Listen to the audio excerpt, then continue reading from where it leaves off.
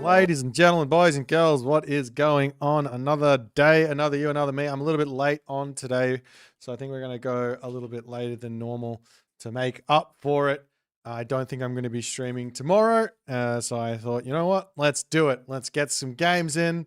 Let's have some fun and all the other good stuff. I've been absolutely slammed. My brain is literally running at about 10 billion miles an hour trying to just process the world around me. Yeah, that's the story I'm running with. We're gonna start off with some cast Roonies. How you going?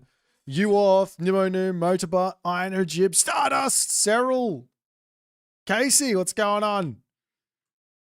Vindicare, what's happening, man?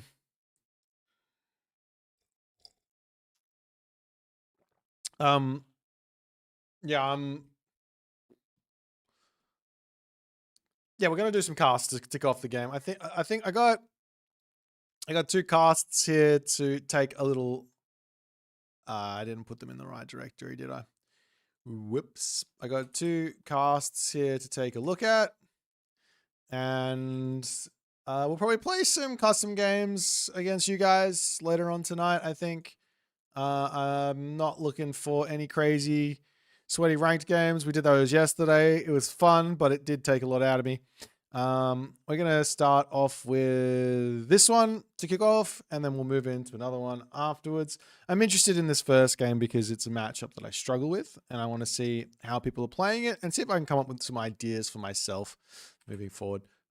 So let's jump into game number one.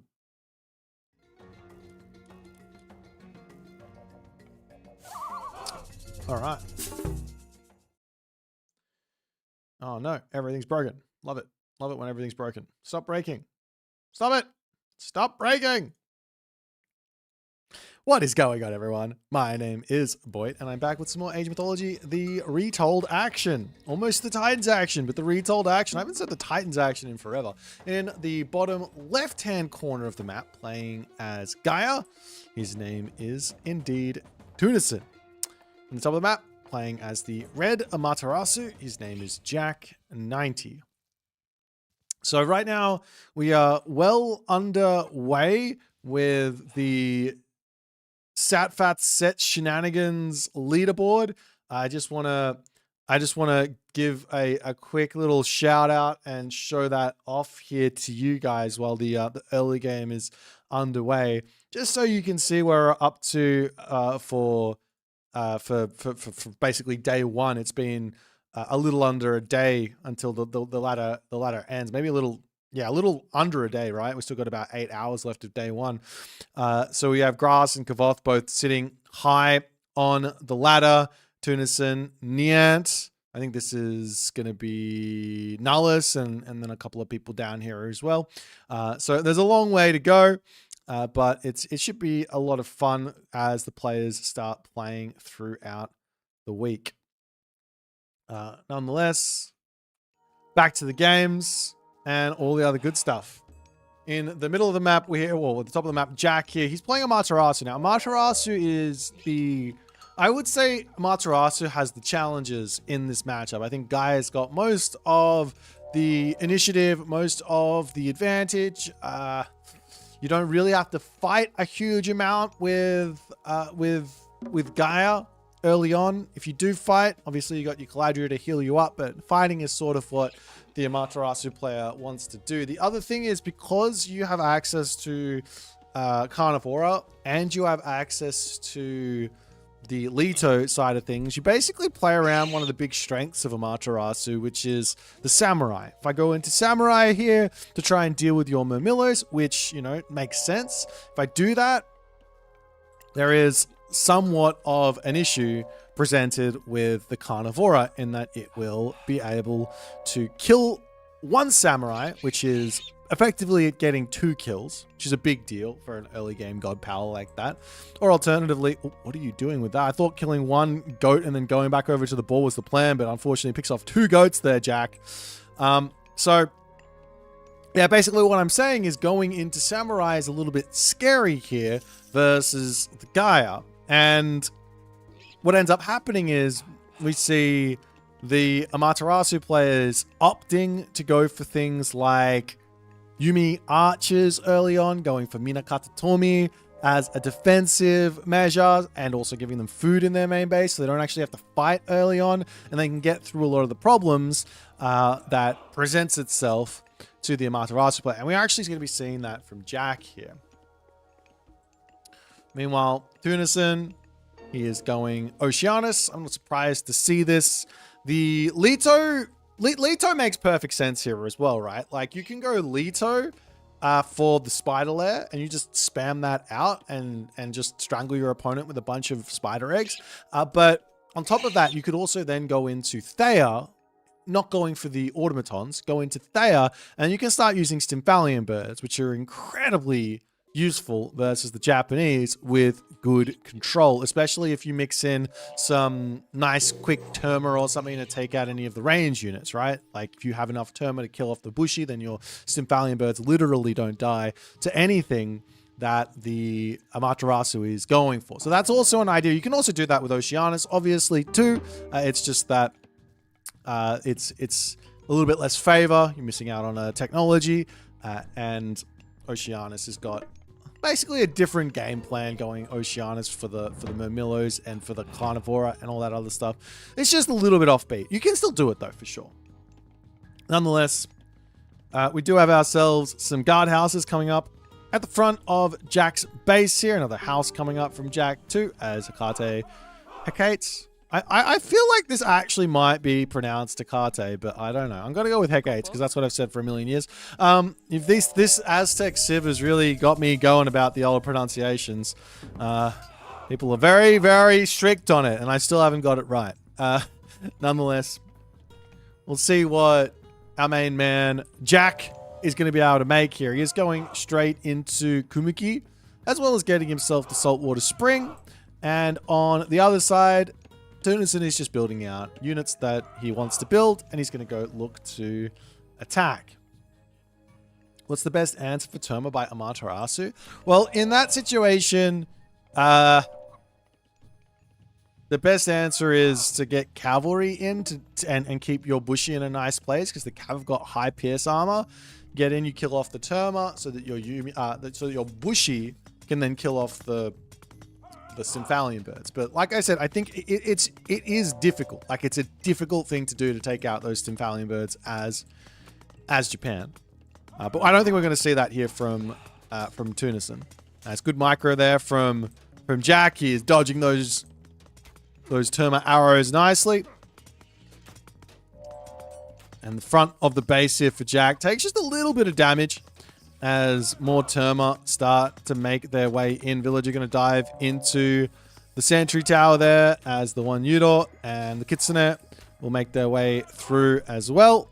And the Caladria will pull back and heal everyone up. No real damage has been done, but a little bit of Bushido handed over to Jack. And like I said, this is kind of what Jack wants. He wants to take 0 damage, which has currently happened.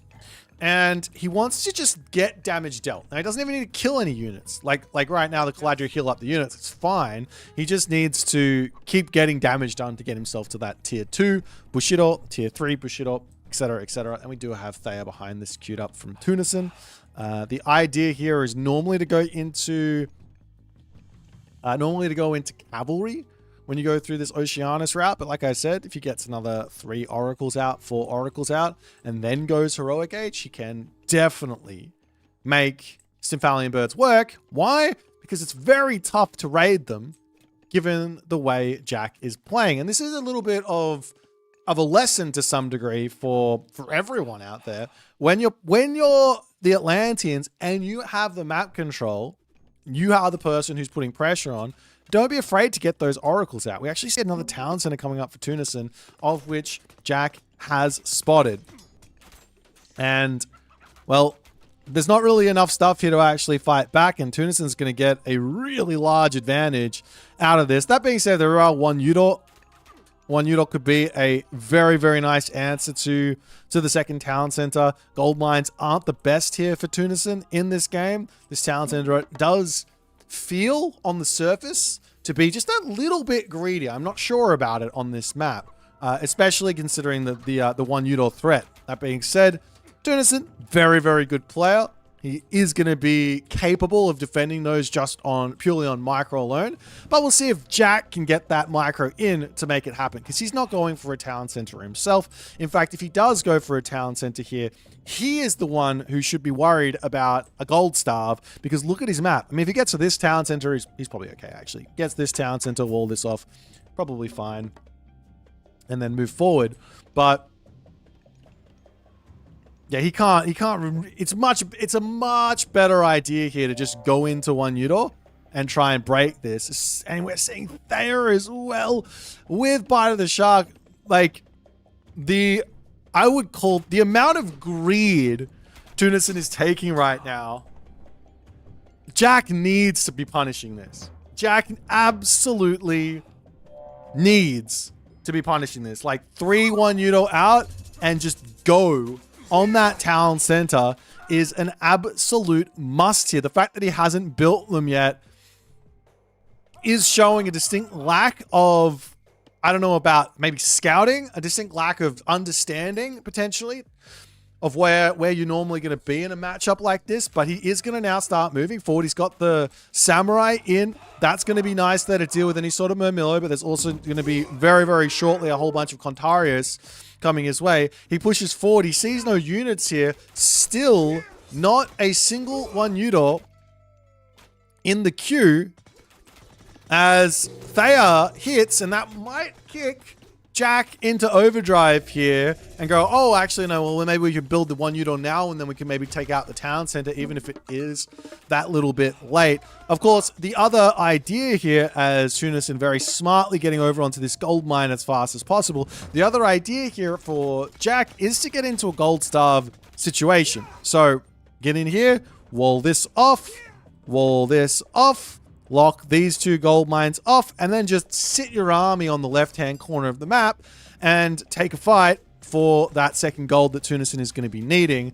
Let's have a quick look at what Jack actually sees, and he does see that that's the exactly the type of map that we're playing here. Military barracks does live with 16 HP over there, as the army will have to pull back away from this. Of course, once the Yumi archers are in, it's a little bit scary there for Tunison, as Tunison now grabbing himself Poseidon Secret. I do like me some Poseidon Secret here for Gaia, because you can actually get these Terma. Like, look at this. You get plus 10% on your Terma to take them up to 5.5 speed. And then once you get that tech and you get channels, they go, what is it? I think they go up to above 6 speed. And then if you also grab them up to heroes, it's even more disgusting in terms of speed. They can go really, really quickly, and they've got, I don't think many people really have taken full advantage out of that that I've seen. I think the first person I saw to really take advantage out of it was 3DB versus, I believe it was Matador on an Okuchichibu map in the not Pandora's Box, in Champions League Season 4. I'd love to see that here from Tunison as well, but we are seeing the Rai Jin coming through for Jack. as the villager's moving up over onto this side. He's going to grab his gold mine. Again, I'd love to see the wall here. And then just a wall down the bottom here just to make sure that that right side of the map is locked off. And Tunison is going to have no real chance to do anything there, as the samurai coming over onto this side. Might be worth it to just drop the carnivora down on this position and at least take out one samurai. But two villagers going to be going down as the samurai will turn around over onto this side. Meanwhile, over here, little bits of fights happening as that Bushido is creeping up, trying to snipe down the Karabalista on the back there. It will end up falling, as on the front, there goes the Solar Shield, the Carnivora on the back there. I think it actually ate a Yumi Archer. Not the best, as the Bushi here and the Yumi Archers are in range of those Terma, but Tunison not able to really take those out there. And Jack will continue along with a very good position. Meanwhile, over onto this side, I said this a million times, I'll say it once more, still no walls onto this side. That's exactly what he needs. And Valiant Bird getting some raids in is huge here. Generally speaking, the player who is on the defense is not really allowed to get raids off. When you're defending and you're able to kill villagers, that's when things are at their absolute best for you as a defender. You defend, you raid, you get villagers. Can't get any better than that. Meanwhile, sneaking a gold mine over here. Samurai sitting onto this side, looking to come in. That next tier of Bushido has come through. That's going to help Jack kind of keep going in this game a little bit. I really don't like the town center grab here from Jack. He should be investing everything he possibly can into army on a map like this. There is I don't feel like there's any real reason to do anything else. It's a 2 gold mine. It is a 2 gold mine Ghost Lake for each player. On the 4 large gold mine Ghost Lake, you can 100% be punishing here the second town center and fast heroic of Tunison. Tunison now does go into the Mass Arcus. Now, these are a really, really good unit to have as Gaia against what Jack has, so long as he's on Lush. Look at them, 4.6 speed on Lush, which means the effectiveness on the Thunderburst will be cut down. You're probably only going to get 1 burst of the Thunderburst onto these guys, and then they're actually going to be healing themselves back up. Whereas if you were doing this as, say, Oranos, you'd have to have a Sky Passage nearby to garrison away. Otherwise, you would take the full brunt of that Thunderburst. But Jack pulls back. He's healing up his army. The palace comes up, and this is a big boost as well for Tunison, because now he can just garrison away from it, as now he's going to be getting himself heavy range soldiers. And this is a perfect opportunity for the Arcus now for Tunison. This is such a big deal. They're such a good defensive unit sitting back in here, and all that. Of course, they're also going to be great to take out the samurai. They're going to be great to take out the Yati spearmen. And, well, I guess the one good thing here for Jack is that while he did take the town center and I didn't like it, and he allowed this to happen, at the very least, he's got himself that 180 population. He is fully popped up at the moment. So he's going to be able to get in there. He's going to be able to get some real damage done. And, well, he just has to attack. And considering the palace is over here, it might be best to just get in here and attack this town center. But the longer he waits, the worse this becomes. Because Tunison, he's going to be able to get up to Implode. And Implode is going to be able to keep him alive in a big way. But both players are just enjoying the defensive life for the time being. And to some degree,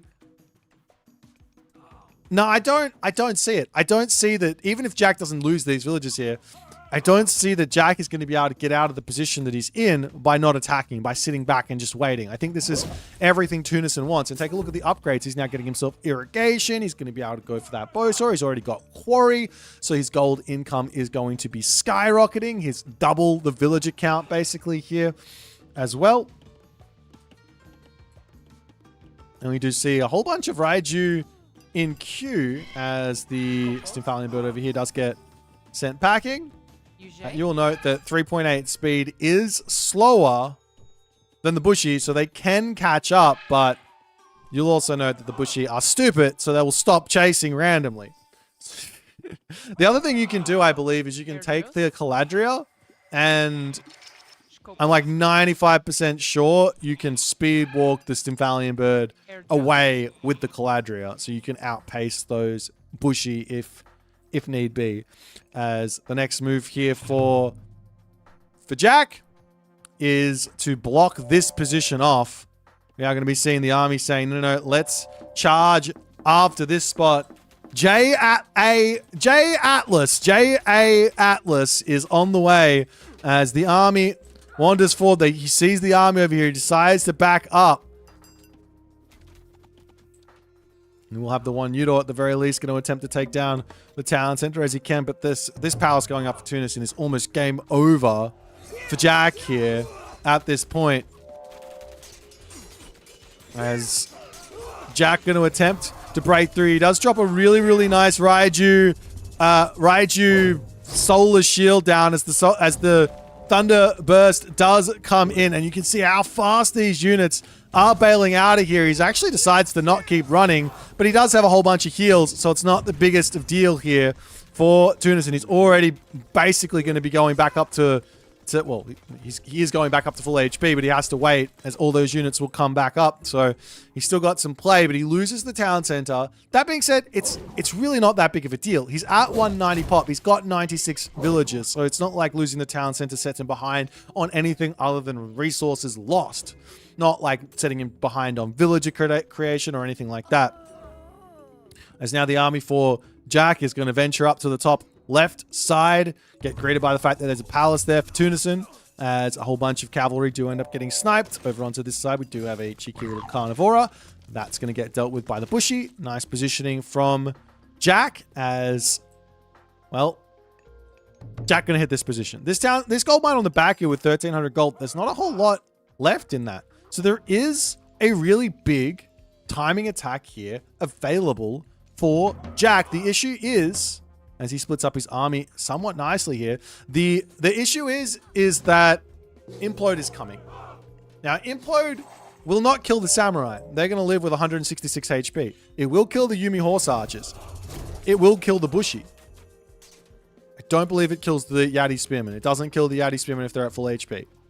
Nonetheless, Tunison ready to move forward here, happily taking this fight as the Argus drops that poison down. You've got to run out of that poison. It does do a very nice amount of damage towards the end of the fight. There goes the Implode as the Samurai attempt to pull back. The Bushi do manage to get out of the grips of that Implode. And to me, it looks like Jack has managed to avoid the worst of it from that Implode. He's still at 200 pop. He did pull back nicely. He's got to pull the rest of his units back. And he does have a nice queue of units to come through.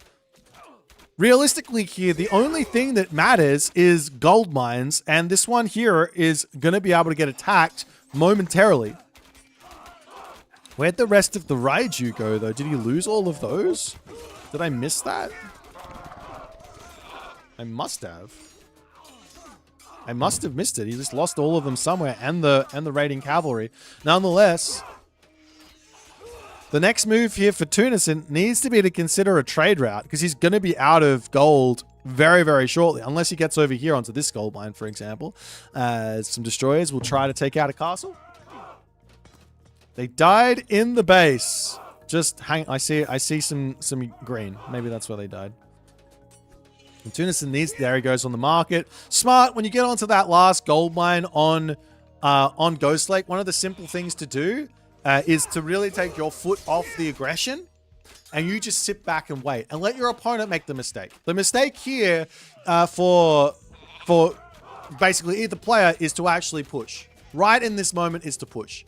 What you need to do is be getting yourself in your trade route and basically getting the better of it on any trades that are coming through. So you've really got to be super careful in this sort of a position. Tunison charging on this castle is not being super careful though, as Jack will be able to start getting some nice picks, especially onto those Dryads. Luckily, the Dryads aren't really that much of a priority of a unit here. The front line for for Jack. Does he actually have enough here is the big question.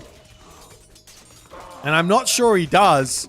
He's got the population advantage. He's actually running away. Maybe he does have enough. He's almost up to that next tier of Bushido. And that's going to really change how this is all going to feel as, well, the Arcus are going to go down on the back here. And Tunison will need to pull away. Big, quick gold check here. We've got on the top, 2,500 gold. Over onto this side, 4,500. Jack still hasn't started a trade route, though. That there is incredibly worrying. He is attempting to get to the Mythic Age, which, I mean, I don't hate it. I probably wouldn't go for Take Mikazuchi here. I would 110% be going for all Kuninushi for the birds. Definitely for the birds. The reason why we want the birds is, well, one, they're really strong, but more so is because they're costing 0 gold, and they're going to allow us to delay the game for our trade route to become an option. We want those birds. Nonetheless, the gold mines will get finished up here. Tunison does need to get himself the economic guilds, the Gaia Lush, to spread out here so that his llama caravans move at 5.2 speed the entirety of their trip, and then they're going to be super effective. It's one of the reasons why Gaia has got such a good late game, is because of how many resources Gaia can get from her trade route. I mean, she can basically has more population than everyone else because she doesn't need as many. But nonetheless, Jack coming back in over onto this position, and there is a world here with a really, really good Divine Slash simply just wins Jack the game. Now, Tunison, he's quick. He's probably going to dodge that one, at least some of it. It is pretty hard to actually dodge the entirety of the damage of it, but you can get somewhat of a dodge happening let's have a quick little count of the llama caravans. There's 18, and pushed off of this gold mine right now for Jack is not ideal. He starts a market at the moment, but I mean, to be honest, I'm liking Jack's position with the God Power coming in. He does need to get in and prevent this from happening, though. I don't know why he's waiting over here. What's the point in his army over on this left side? He needs everything on this gold mine. This is like, you can lose that back town center. I don't care. Maybe you could leave a samurai or two there just to deal with destroyers, but we need this gold mine, and we need it literally yesterday, as the citizens for Tunison now are going to be stealing that away as another Solar Shield comes down onto the Raiju. That's going to be somewhat of a help to tank everything up over here as the archers waddling over here, just not being used in the slightest. He needs army. He needs to break through this spot. Now he does have himself the Divine Slash. He hits the citizens. Oh, he only gets 3 on the back. He does get a couple of units over here as well. I don't think that was the Divine Slash there that Jack wanted. Great reactions from Tunison. He only lost a handful of villages. The rest do manage to keep themselves alive. Going to continue mining that gold mine. He is struggling to produce units here, though. Does not have that income to produce both 3 llama caravans and also a whole bunch of military. But look at Jack. He doesn't have anything. He comes in with the villagers. Maybe they can shank down the palace or something. He's dropping a watermelon here to, I guess, chop the trees down. I don't know what that's about, but he is taking out these units. Where is the big bad guy? He's over here dealing with a couple of destroyers. I said that was probably going to happen, leave a champion samurai there, but he needs the Sura over on the palace to, at the very least, get him back his corner. But a great distraction from Tunison as now Jack going to charge in, try and deal with all of these citizens over here. He does manage to pick them off. This is not an issue for Tunison, to be completely honest. He probably should not be rebuilding villages here, just focusing on trade. You can maybe rebuild the villages a little bit later. It is a rare case when you say, hey, turn off villager auto queue. It's actually good, as opposed to the case where Tunison normally turns off villager auto queue, which is when he forgets to turn it back on and then somehow manages to win. Don't ask me how that happens. But nonetheless, the Yumi Archers will have to pull back. And I think Tunison is managing to out-sustain Jack 90 in this game.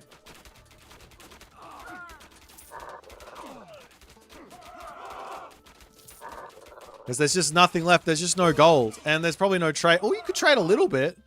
There's enough there to get at least one more army out. But you can just imagine right now if there was 3, 4 on Meraki here to help out, how much more time that would be giving to giving Jack in this game. And of course, he would have also had another Thunderburst that would have helped deal with the Arcus. He would have had another Shrine of the Hunt, meaning less farms. But instead, it's just Solar Shield after Solar Shield after Solar Shield. And, well, that helps a tiny bit, but not really much. I mean, the other thing you could build here is one Udor, which might sound crazy, but one Udor are a amazing answer to an Archer Ball, especially in the Mythic Age. They do a lot of damage in the Mythic Age. But Jack there does decide he is done. He's got nothing left. Says, I can't keep up with the Gaia. And the Gaia is too powerful. So a nice win here for Tunison. I like the way that Jack approached the game, though. I think this makes the most sense. Starting out in the Classical Age, I think there was 110% a one town center to the end of this game type idea for Jack. On top of that, I think there was also one Udo idea for Jack as well, which would have been very, very scary for Tunison to deal with. But the more important thing was really understanding that this is a 2 gold mine a player, 2 large gold mine a player Ghost Lake, getting these walls down early on this side, especially after he got this town center, there was really no excuses. Have this all protected and then just applying the pressure over on this left side. And it would have been a very difficult game for Tunison, I think.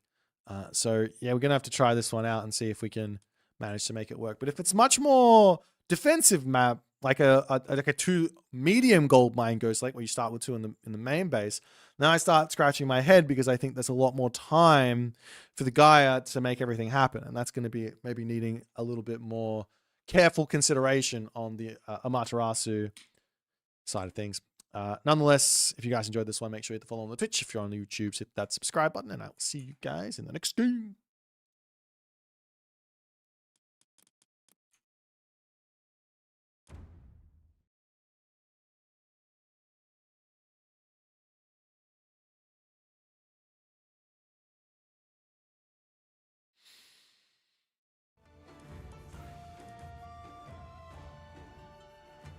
How long until an updated God tier list with the Aztecs? Look, I think I'm gonna wait until we see some balance patches, because, like, here's the honest thing. I think that there's still a little bit more stuff that needs to happen for the Aztecs. I think we need a little bit more stuff, like in terms of like X should be brought back, Y should be brought up, and it'll probably like sort of settle somewhere. I think it might settle somewhere towards the top, actually. It feels like a really strong strat. Strong Civ, but yeah. Who do I think is better to learn right now? Amaterasu or Tsukiyomi? Played mainly Thor and now Kets. Probably Amaterasu is more similar to Kets. Tsukiyomi is probably more similar to Thor, if I had to guess. Pre-Drag in the chat. What's happening, man? Hope you're doing well. All right. I'm going to try play some games. Let's see how they go. If someone wants to come play me, I'd love to play you.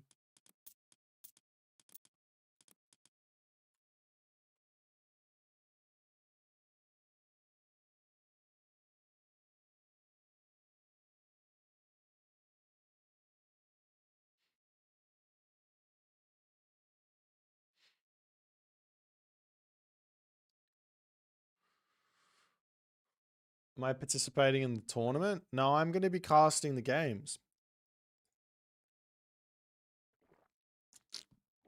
I think my participation in tournament days is well and truly behind me at this point. Until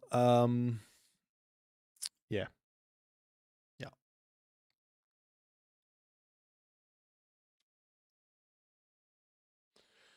What happened to the old players like Eric, Nullis, Scott? Nullis is still playing. Eric comes and goes. He likes Age of Empires 4 and he plays a little bit of Retold from time to time. I don't know what Scotty is really doing, but I think he made it really big on YouTube. He's a gigantic YouTube star in Brazil. Yeah. Iron Maiden's not really active. Moose is active, but I'm not sure if he's down to run those events by himself at the moment. I don't know. Nulra, I did talk to him not too long ago. I think he just said, yeah, I had fun with the Age of Mythology, but it's time to do whatever else is next, you know? Like he had his fun and he's like, put it back down. Yeah, I enjoyed competing. I didn't enjoy the mid-tournament balance patch. That was really frustrating from a competitive standpoint. I did not enjoy that at all. But yeah.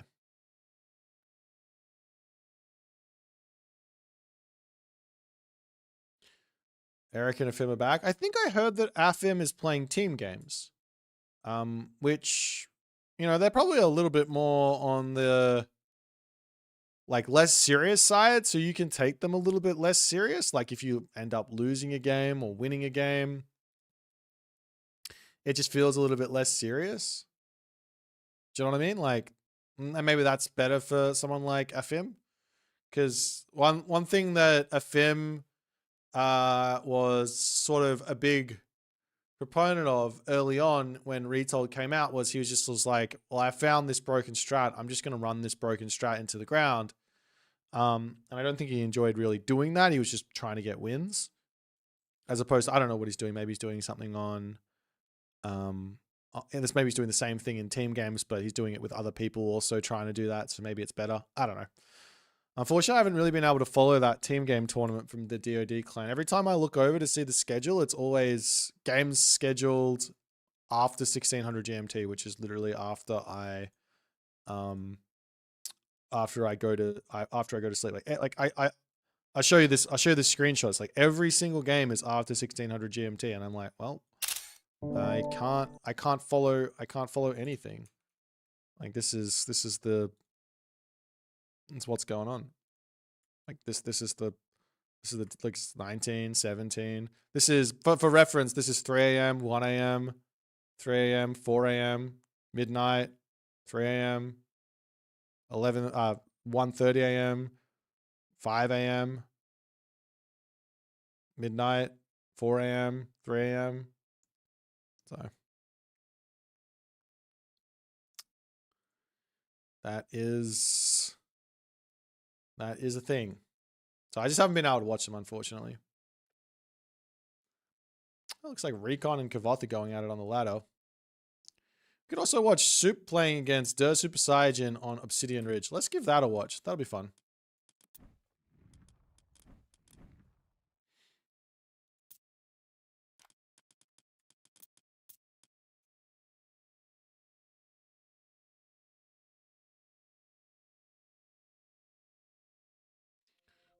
Yeah, I think I effectively just have to be Nocturnal to cover that sort of a tournament. Because everyone playing in it is going to be like European America, and European and America are going to be seeing each other mostly from like my midnight to 6 a.m.-ish. So I have a 9-to-5 job on top of streaming. I have got not a 9-to-5 job, but I have, basically I would call myself at this point now a semi-professional jazz pianist. I used to be a professional jazz pianist. I basically only made my work, I made a living through just playing music. Now I'd say semi-professional because I'm streaming YouTube content creation and I'm doing jazz piano on the side. The thing about jazz piano is that you only really work like if you're working a lot, you're probably only working like 15 hours a week. Like performing. Like that's maybe like max. And it's good money for 15 hours a week, but it's only 15 hours a week, if that makes sense. Anyways, It's time to watch some Age Mythology retold action. In the left-hand corner of the map, we've got ourselves Mr. Husk Super. And he is playing some Odin here, and it looks like he's going to be going for his classic, tried and true, bonkers, crazy build orders. That's what I call this. Soup's name, it should start with a B, and it should be Boops Bonkers Build Orders. But yeah, he is doing something very, very wild and wacky here. He's gone for an early temple, and now he's going to be getting out the Hersers. So yeah, this build order is all about getting early Herser for early relic grabbing. And it's not about a fast advance. It's just about getting these guys out early. The good thing about getting out an early Herser is you do get the 0.01 favor a second, of which I believe is something close to 1 favor a minute. For having this son, I called it a pharaoh, then I called it a son of Osiris. It gets the Herser out, and it gets that 1 favor a minute just from being out. And then you also get the relics, which are all going to be giving you 0.01 favor as well. So they're all going to be 1 favor a minute. So if you get 4 of those and you get yourself 2 or 3 Herser out, you're up to something like 1, 2, 3, 4, 5. If you get 4 plus 3, yeah. You're getting like 8 favor a minute. Or something like that.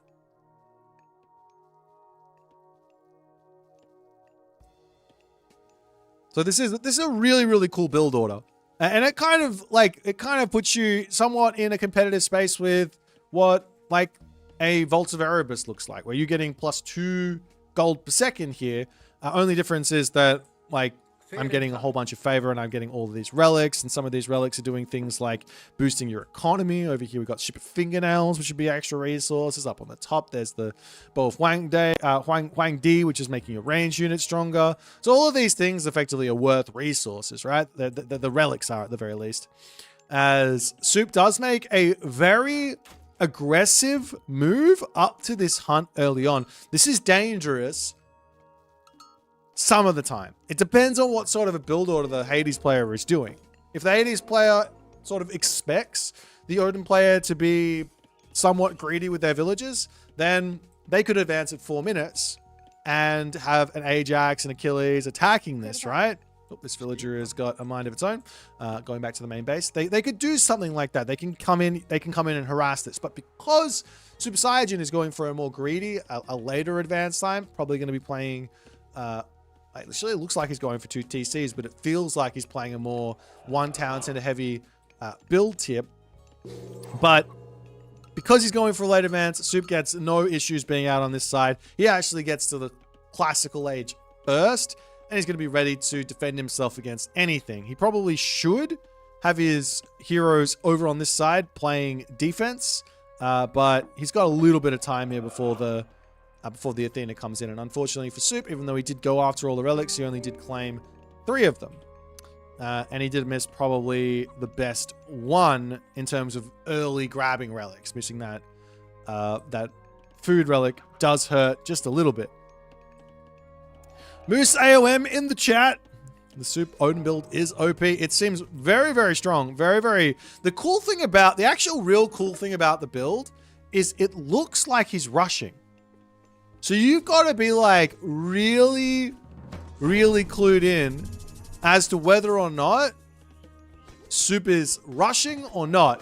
And he's going after the temple now, undermines the temple, kills off the sentinel. Does he have enough stuff here to actually break this? This is what he wants. He wants to kill the temple, he wants to take the relic, and then he wants to bail. Of course, 300 damage onto the temple is 300 damage onto the temple. It's not nothing. Temple goes down. Relic gets grabbed. Soup is out of there. And he forces watchtowers. Oh my god. Unfortunately, Soup didn't get the front watchtower kill like he wanted to. I think he actually was trying to kill off the other sentinel there. But forces watchtowers. And now Super Saiyajin, well, he's in a very, very tough spot. Because what Soup can do now is he's seen the Athena. He's seen the watchtowers. All he has to do now is go grab this tech. And now we just start spamming walls and grab a town center. And what do you do here as the as the Hades. You don't have sentinels for a fortress. You don't have resources really to go for a super quick, he's going for a town center, but a quick town center. It's just not going to be feeling good. And we do actually see this here from Soup. He's going to go Safeguard. He's going to get Rick's Dula, and he can actually drop double town center right now and be, well, after this finishes, and just be in an overwhelming advantage for the moment. Now, that's not to say that Super Saiyan, he's lost this game or anything right now. Yes, he's behind, but he has to make a lot of really, really good decisions moving forward, and probably micro really well in order to bring himself back in this game.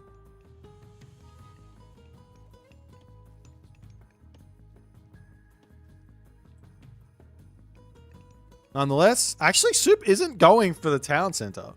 That surprises me quite a bit. I'm not sure I understand that in the slightest.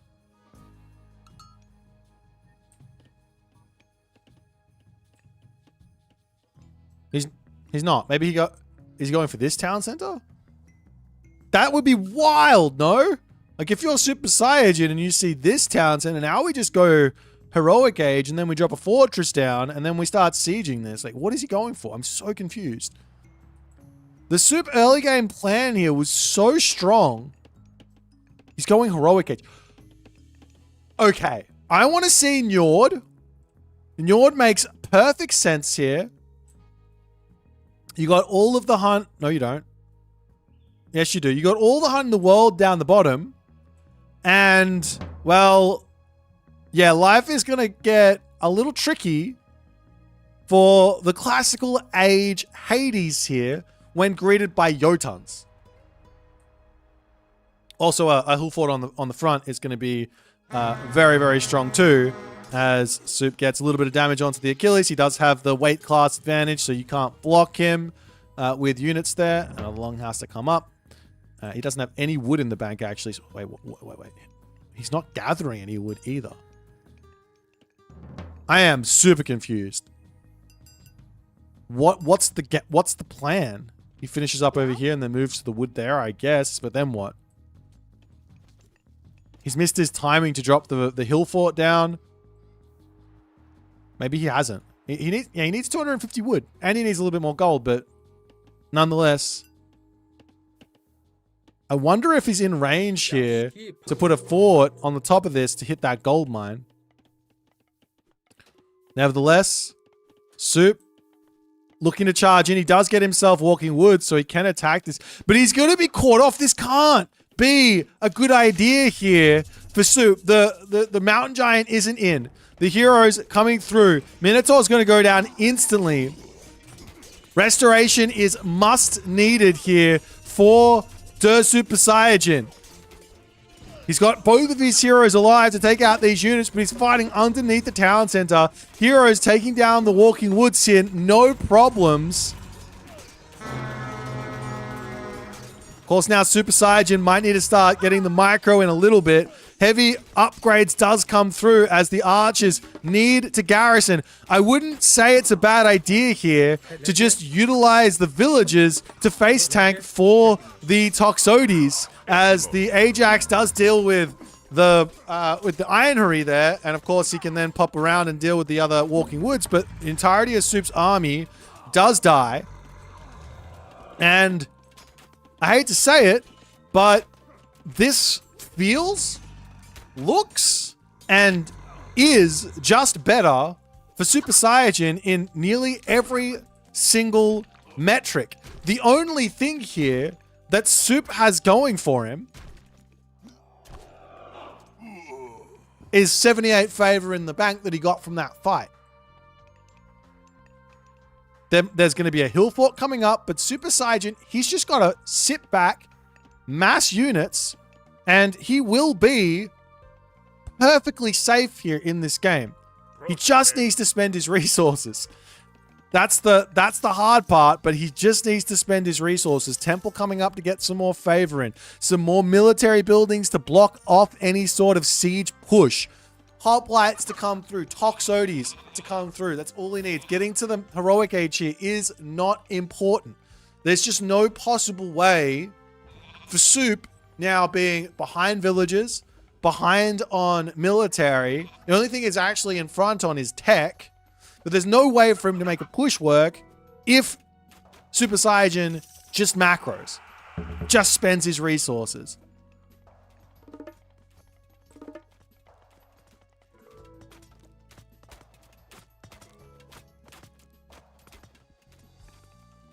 More military buildings up in the middle for Soup, though. Now, Soup, I mean, he doesn't really have many other options apart from let's just try and make a push happen. There's not many other options. Another hill fort actually coming up on the front here from Soup. I'm not sure what that's for, apart from spamming out the Huskal, but I guess the army comp of Huskal throwing Axeman does beat a classical age comp from Hades, but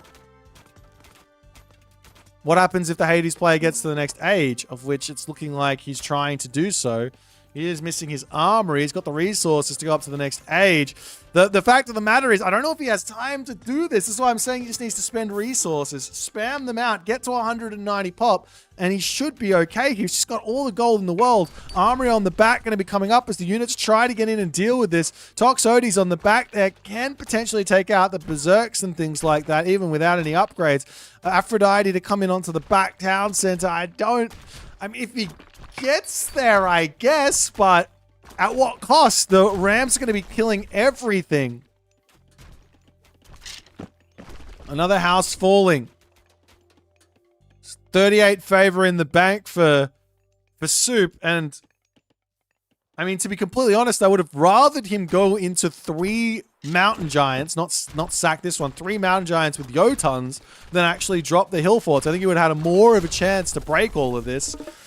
With good control of the villages and maybe getting survival equipment in as well, you probably can defend these portable rams.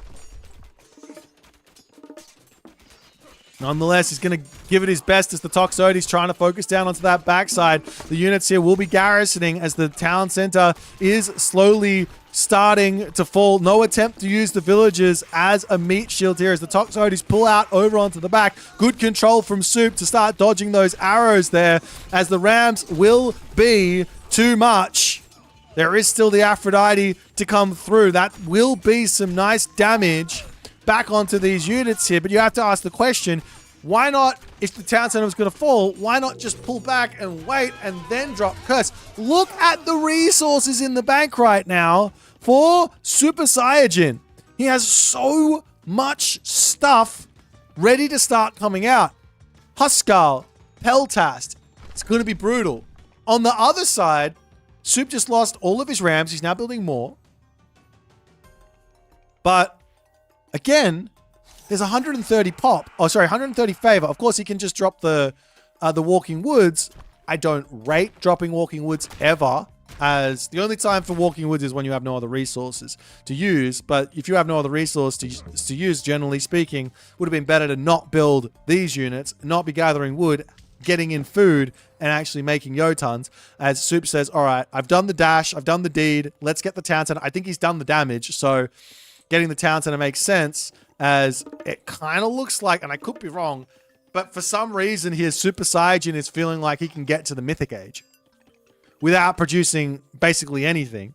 If he's got Curse, maybe a Fortress in the middle, Mythic Age, Plenty Vault, and then, of course, get all your armory upgrades and try and push back out. But look at what Soup's doing. He's got Safeguard. These walls are incredible. We're seeing them popping up all across the map now to completely lock Super Saiyajin in his base. Thank you for the raid, Kavoth. I hope your stream went well. I hope you won all the games and everyone was very kind to you.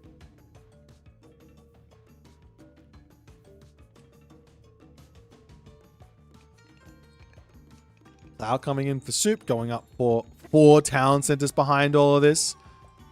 As we do see a fortress. It's going to take a long time for Super Saiyajin to actually get out of this position.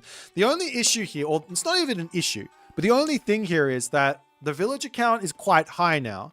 And even with grabbing 4 town centers for Soup, Super Saiyajin, if he picks this town center back up, he should be able to get up to 100 villages. The other issue is, well, Super Saiyajin needs to get out of his base to get another gold mine, pushing through onto the bottom to get down onto this bottom position here, pushing through up to the top to get to this top position here where the gold mines are. Either or is an option for him. But yeah, he does need to get his town center back up and quick smart. And Soup sees the army.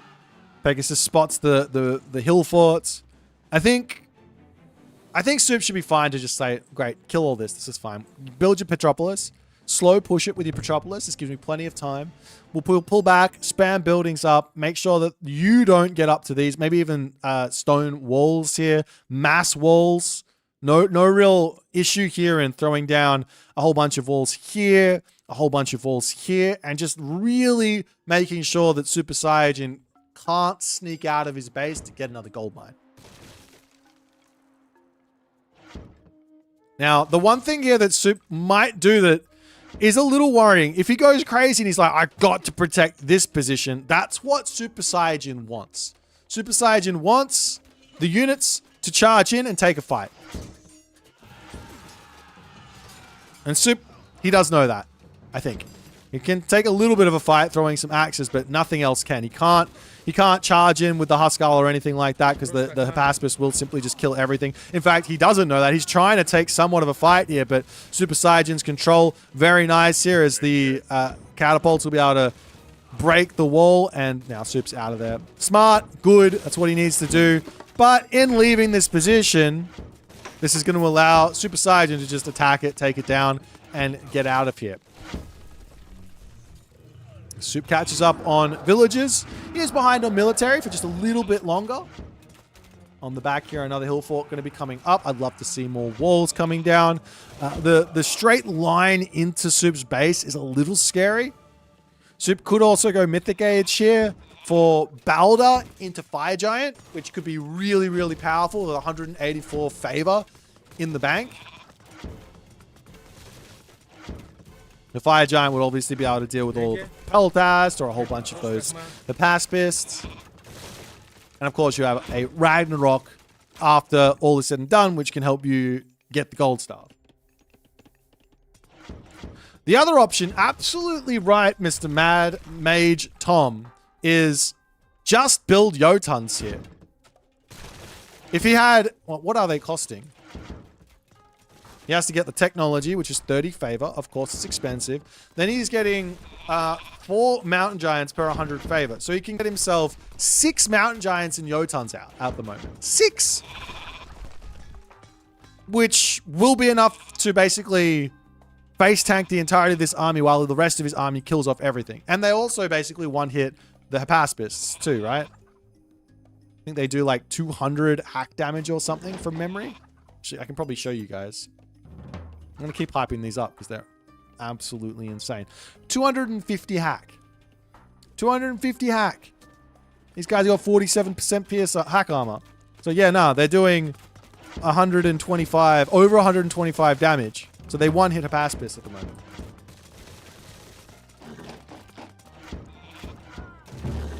There's a hill fort. Will almost go down, and Super Saiyajin gets out of his base. That's a little bit worrying here for Soup. And Soup's actually going tier, which I'm not sure I like. If it was either Jotuns and stay in the heroic age and try and just take a fight, which probably would have worked. Or it was Balder for Fire Giants, which also probably would have worked. But tier, well, this does economic damage, but Super Saiyajin's already got an army of which this army does not beat. Jarls will help, but it takes a while to get them all out.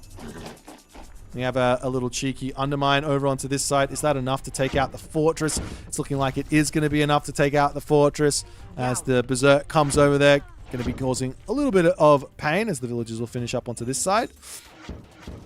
Now, the other thing here is that Dirt Super Saiyajin's got restoration.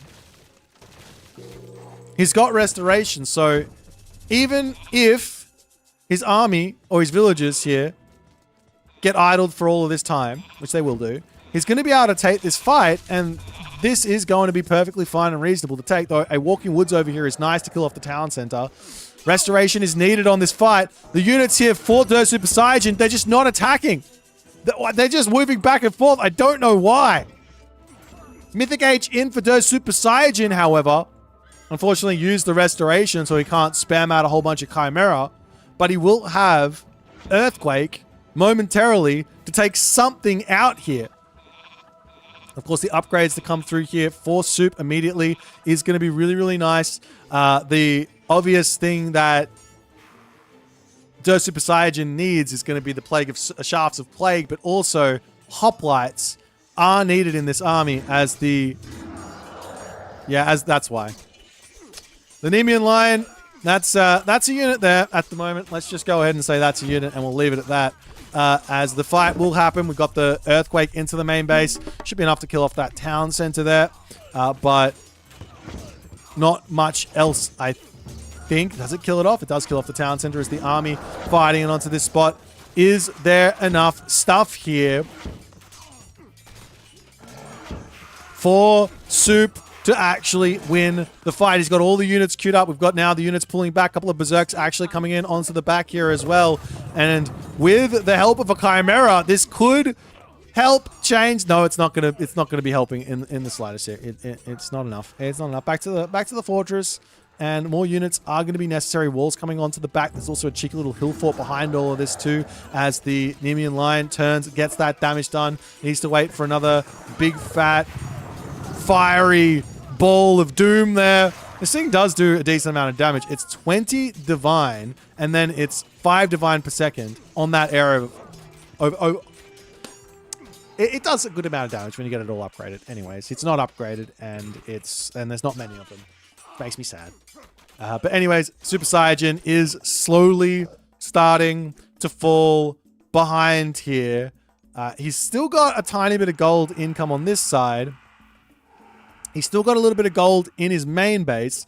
So he's got a little bit of life left in him as Soup needs to rebuild all his houses. His villages here are long distance gathering from the farms, but he's still got plenty of resources. And now he can move over here and take out the fortress as the attempt to lock Super Saiyan off here will not succeed.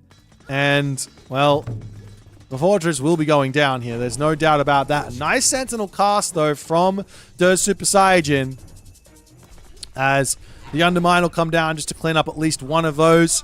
Help him take out the fortress as well. Of course, this is the most important part of the map for Super Saiyan. Let's have a little quick check of the armory upgrades. It's looking like Super Saiyan does have some here, as the Hoplite army is actually now in, and also the Shafts of Plague, Heavy Toxotes, will do a decent amount of damage to these legendary Jarls, and Super Saiyan looks like he's actually winning this fight. He's way behind on economy though, so Soup can just rebuild his army, but this gives a little bit of time for Super Saiyan to get up onto this area, grab this gold mine, potentially to kill off this hill fort, and then maybe, just maybe, keep himself alive in this game.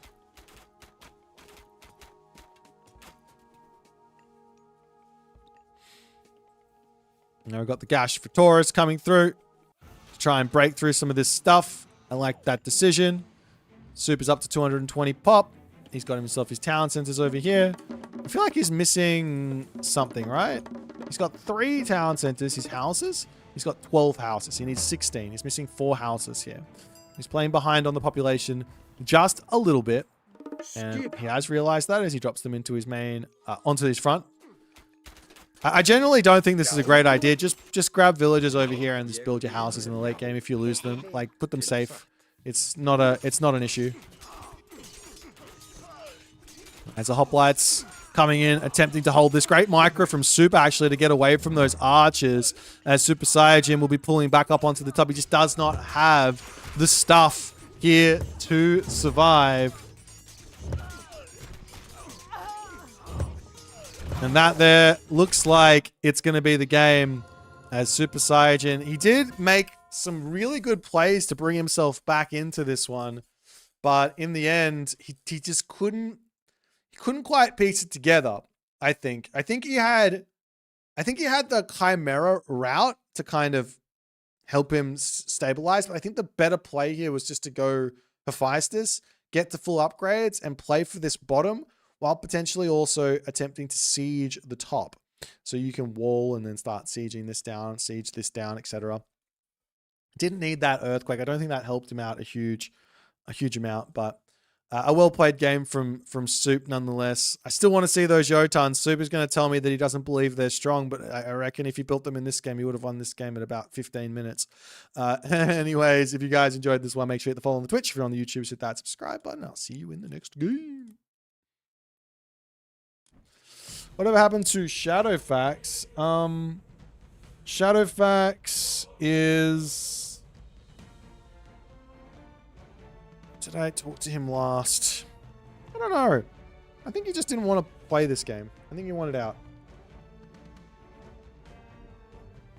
He had enough. Some of us have to grow up.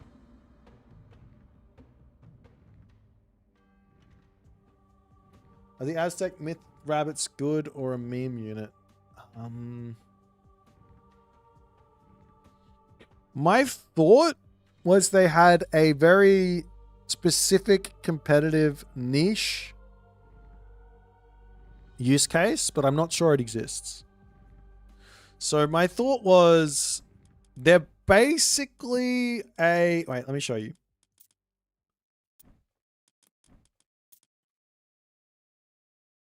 I need to show you the actual stats.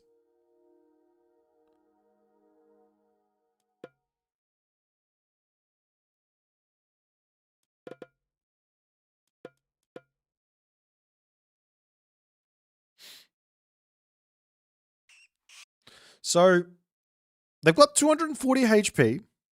They cost 100 food, 14 favor. They have 40% hack armor, 45% pierce armor. Let me just quickly get something up so I can tell you exactly what's going on here. So hang on, let me get this up. We got 240 HP, we got 12 DPS, we've got 40 hack armor, we've got 45% pierce armor.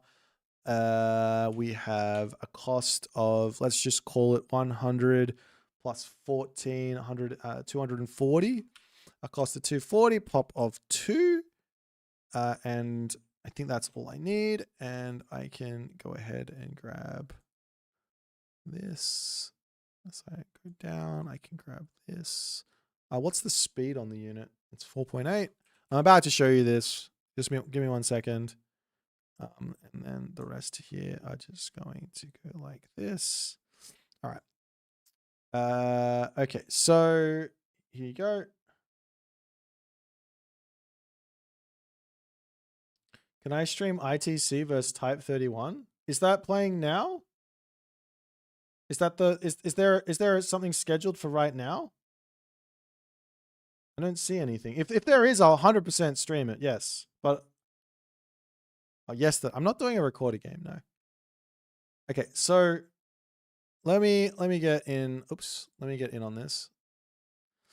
So basically, it's got 400 effective hack HP, 436 effective hack, effective pierce HP, and its damage is 12. So for its cost, compared to, let's just compare it to the Huskar, which is in number 4. Actually, that's probably a terrible thing to compare it to. But let's do it with that anyways. For its cost, wait, do I not have this? I don't have it. I don't have my cost things on this one. I can't tell you. A DPS per cost. I'm paying 20 resources for its DPS, which isn't very good. It's a little bit too much payment there for its cost. Like 11.25 is good. Do you know what I mean? Like I'm paying 14.4 resources for DPS in the Pitsukos. And that's a ranged unit. So this isn't good.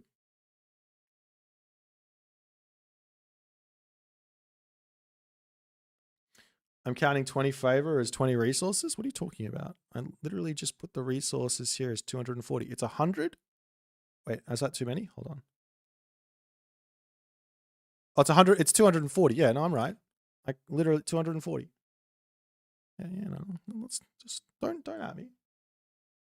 You don't at me. I'm basically saying that I think that the DPS on it, or I'm saying that the stats are a little low for the cost. Yeah, that's what I'm saying. So it does need a little bit of a boost. Never grow up, Peter. Yeah, I'm never gonna grow up. I'm gonna have a food fight. How you going, Recon? Is there a game that you played with the Cacophinator that's worth casting today? Is there anyone that was really fun? I know you played a couple, but I want a suggestion. I'm just gonna look. Basically, whichever one you won, I'll cast that one because we gotta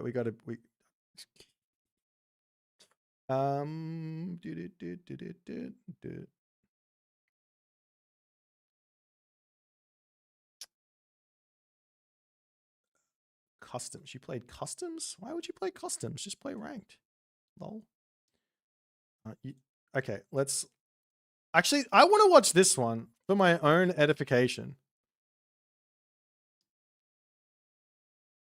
We gotta learn how to beat Kronos. Because Kronos is the master of winning games when people are unprepared. Amaterasu versus Oranos? Nah, we're gonna watch this one. This one's for me, though.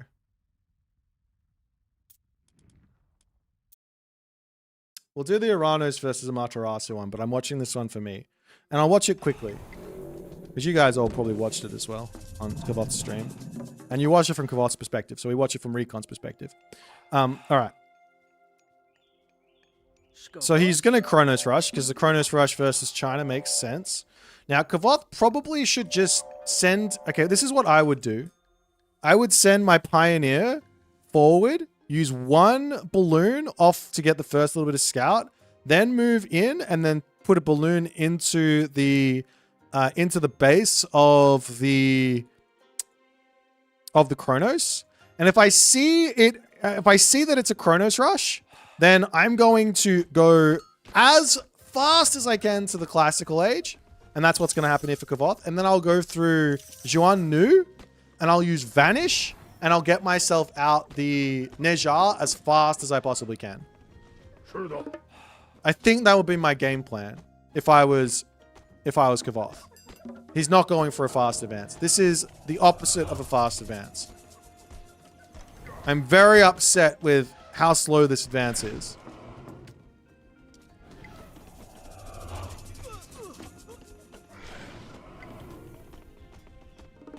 That being said, the amount of damage here, somewhat negligible. Oh, and he goes for the Yatsa?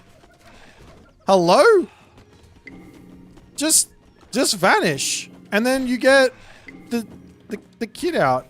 And then there's literally 0 damage. And then you're just winning. Am I wrong on that? Okay, Watchtowers, Decon.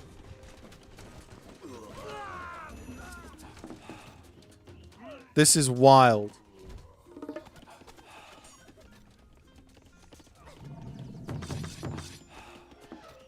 I wish Kavoth played like this when I play him.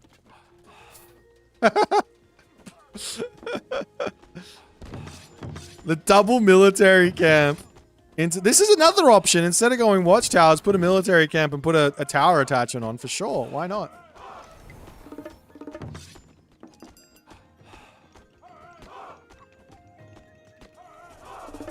Rather than getting Watchtowers. Wild.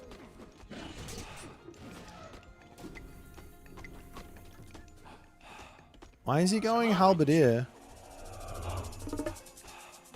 I don't understand the Halberdier.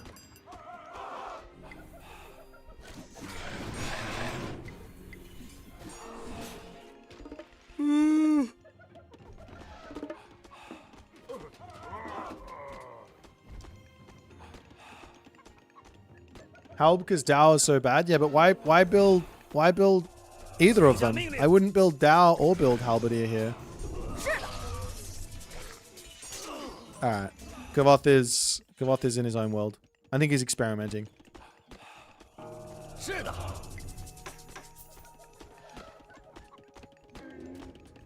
They're the same speed. the halberdier the same speed as Terma? Yeah, but don't Javelineer outrange the Terma? So you just out micro with Javelineer and then you survive forever? That was a good defense. Into resign.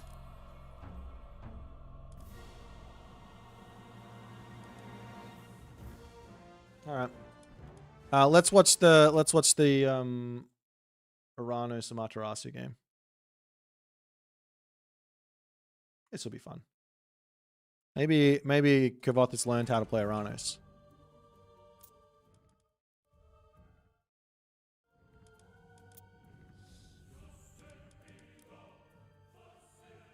Is my analysis off on that recon? I don't know if you can hear me because there's an ad going on.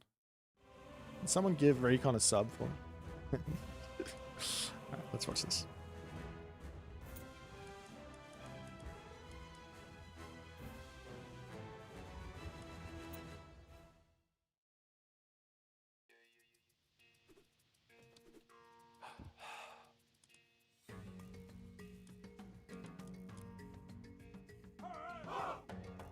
Wait, Recon saying this one was fun when he's playing against Uranos is wild. Alright, fantastic.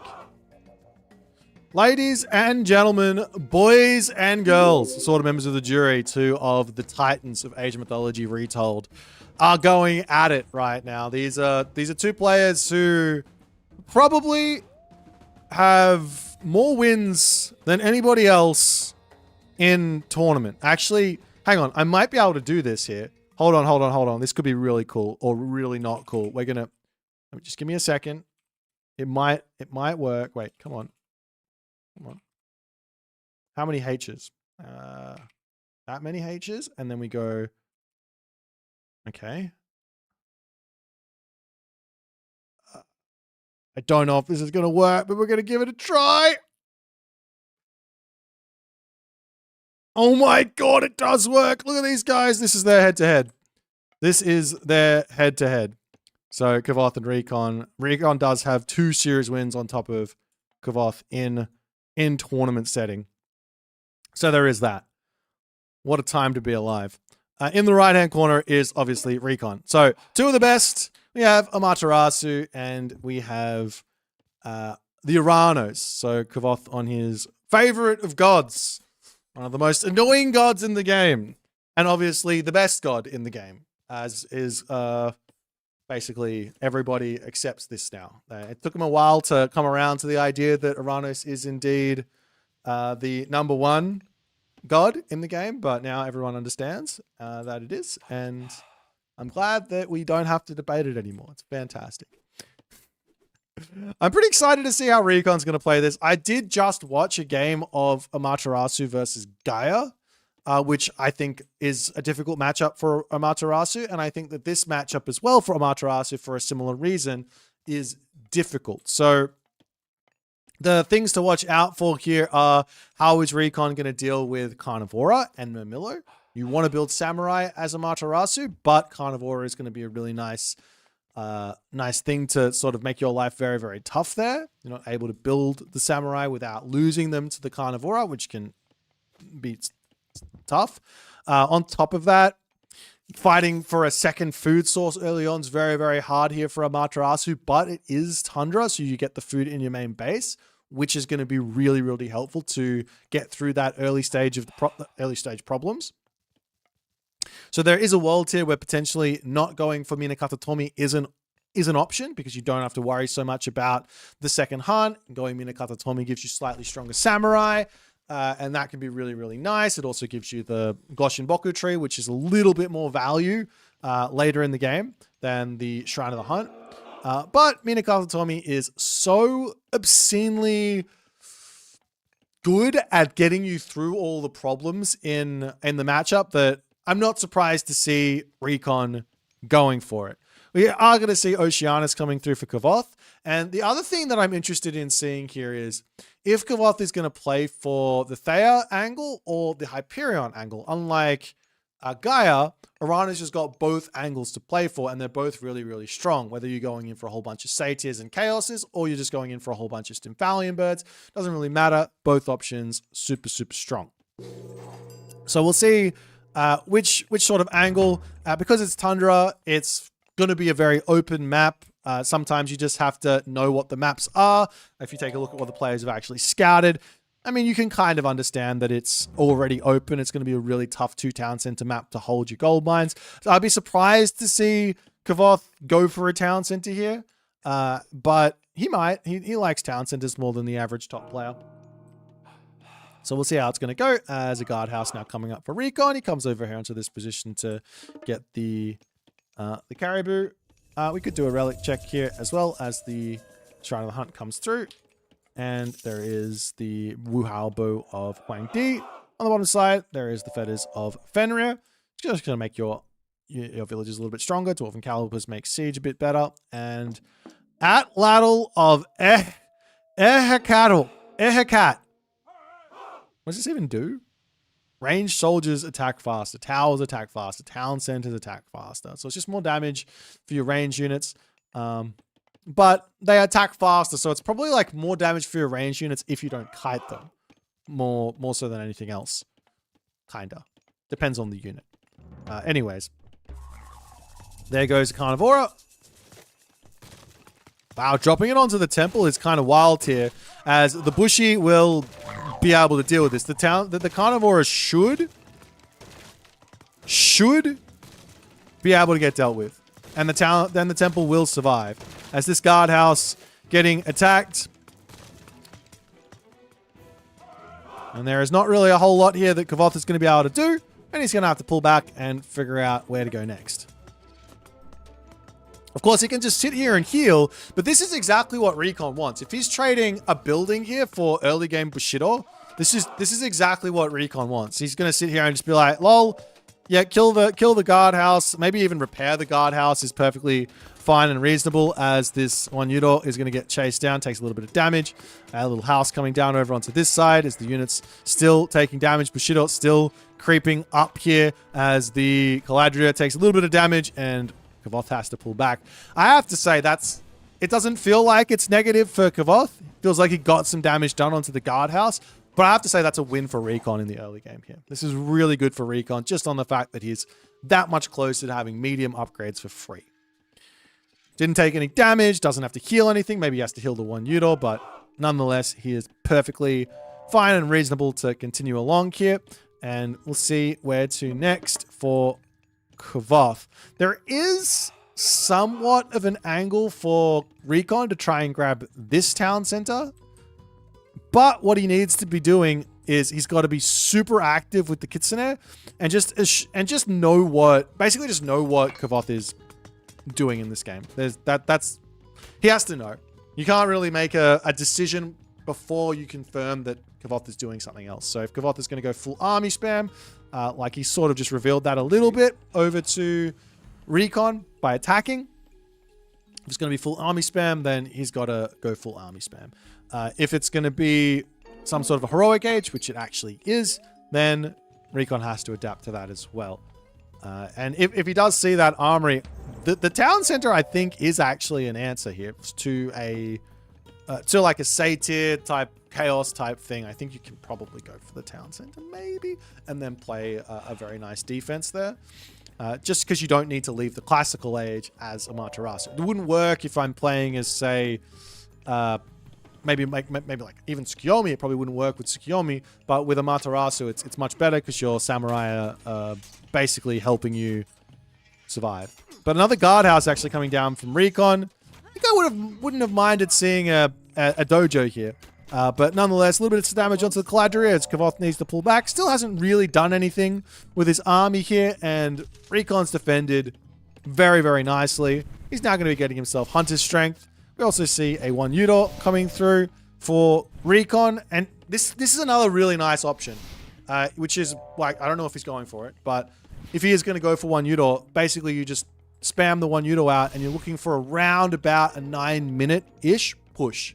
You've got to be pushing it about 9 minutes, otherwise the Hyperion will hit and life will get sad for you when you get hit with the chaos. But you can get in there and you can kill the town center very quickly if you have a one Yudo out. But it looks like Recon is a little bit on the slow side here with this push. Of course, if the if the Uranus player decides they want to get it even faster, heroic age in, then, well, he would have less units out. You would have noticed that. You would have gone for maybe a faster push, maybe an 8-minute push, something like that. Or basically gone for a town center as the other option, I think. Lots of decisions to make. Very tough to make the reads here, but a nice army in from Recon nonetheless. I think he's happy with the position, even if he doesn't go for a massive push here. But I do like the idea of 4-1 Udor. I wouldn't have gone for the 5th one, but 4-1 Udor with the upgrade and just go. And even if Kavoth gets to the heroic age here, he's not going to survive. The town center is going to go down, and he's going to have to figure out what to do after that. But he is going for the attack now, and the Murmillo coming around onto the side. We are going to see those Bushy doing little bits of damage. And, well, Kavoth will... I don't actually know here if he's going to be able to hold this stuff. Good movement from Recon. That chaos is a little bit annoying, but none of these units are actually going to die, and it doesn't really help him out here. So there's a world here where Kavoth just abandons this base, charges through the sky passage, abandons the base, rebuilds maybe over here or something, and then charges in and kills off this army with the more superior heroic age units. But I don't foresee him actually holding this push here at the moment. But we'll see if he's going to be able to do it, as the sentry tower over here is going to go down. Does have those Bushy on the back there. Got to be careful with the rest of his army. If that Satyr gets the damage onto those units, that's going to be very sad. I love the idea of going after the infrastructure first here from Recon as well, because right now, Kavoth is trying to spam. He's trying to get units out. But if he loses all this infrastructure, how is he going to be able to spend his resources? As the Satyr do get a little bit of damage, the Arcus on the back going to get some pot shots off. Now all the buildings are dealt with. The Infernal 1 Udor can take out the main town center. He does come very close to the town center, though. Of course, he does also have himself this solar shield, so if you see a unit that's low HP, use that solar shield. There is also a shockwave available for Kavoth, as he was going to be dropping that one there. The town center, I think it will be going down. He's got to deal with those Hero Contarius, Hero Murmillos. It's not... How does he lose all those 1 Udor there? I would have... This town center should have fallen. I don't know how Kavoth did that or how Recon messed that up. That town center should have gone down. I don't believe that. Not for a second. Maybe he went too close to the town center with the 1 Udor or something. But Kavoth survives. And Recon needs to move somewhere else. Of course, the good thing for Recon in playing Amaterasu, in playing Japan, even though that failed and he didn't get the town center kill, he did still get some Bushido in. So he's still got some ways to go here as the Satyr pop through, get some damage. I think you have to pop them out. Well, actually, you don't. You could just leave them in the sky passage, wait 20 seconds, pop them out again, and then shoot and get even more damage done. But nonetheless, the villagers will just simply hop down to the bottom side. And now the raids from Kavoth can start. This is one of the most powerful things you can do with Uranus, is just simply say, let's go elsewhere and get some sort of a raid. But nice defense here from Recon. He probably should be looking into grabbing himself the survival equipment tech here, just to keep his stuff alive, as the villagers will get the Shanks going. Tries to take out the Contarius. The Miko is going to be able to heal everyone back up, as a lot of micro necessary here, as the Miko does end up going down. A couple of units come over here for the defense, and Recon will pull back. Now, smartly, he doesn't need to go crazy here. It's not like he's behind. He sort of went crazy on the town center, but he didn't have to. It's not like he's behind. But he can pull back and play defense for a little bit now. But the problem is, when you go back into defense against Uranus, that's when things get very, very difficult. Because that's when the Uranus player now goes, wait, great, I'm going to go set up my oracles. I'm going to go set up my sky passages. I'm going to get myself... He's already up to 5 oracles here. He's going to go up to 10 very quickly as a Yeti Spearman comes through, and Kavoth very rightfully so will say, I'm scared of those, let me run away.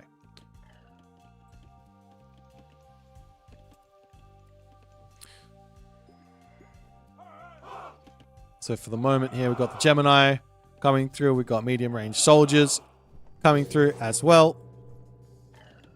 You know what? Actually, what's interesting against Uranos, if you were playing this strat, and maybe if Recon wants to do this again, would be on that attack, just split your archers up into two different balls. And that way you can actually deal with the heroes attacking your one Udor. Because Shockwave was only going to be disabling one ball of them. Little bit of knowledge for the Uranos issues. Anyways, Sky Passage in the middle here for Kavoth. Love that. As a castle coming out for Recon, just to make sure his gold mine is nice and secured. But yeah, the big problems for Recon is the fact that his army is immobile. And the big advantages for Kavoth is that his army is very mobile because of the Sky Passages.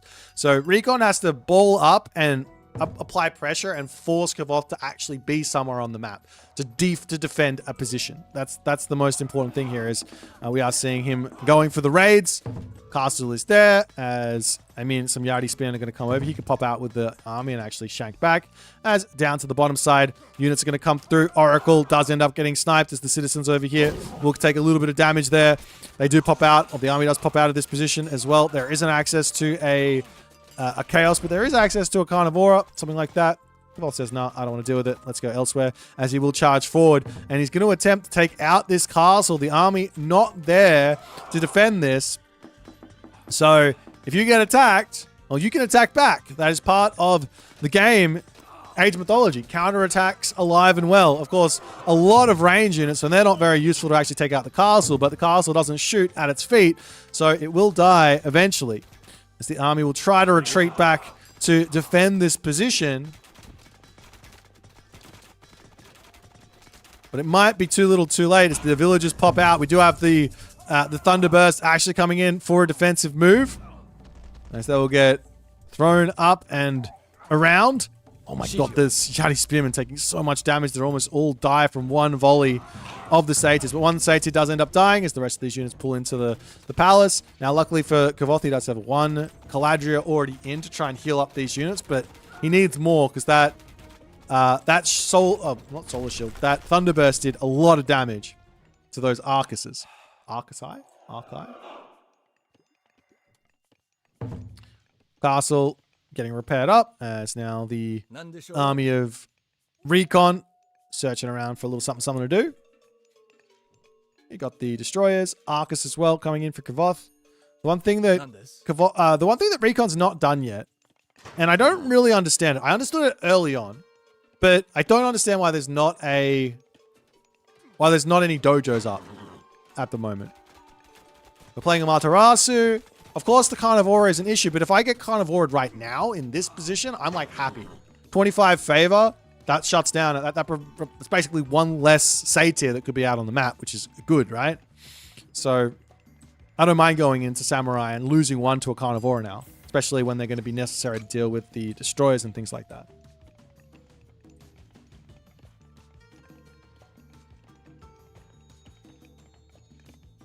Meanwhile, Naginata Riders searching.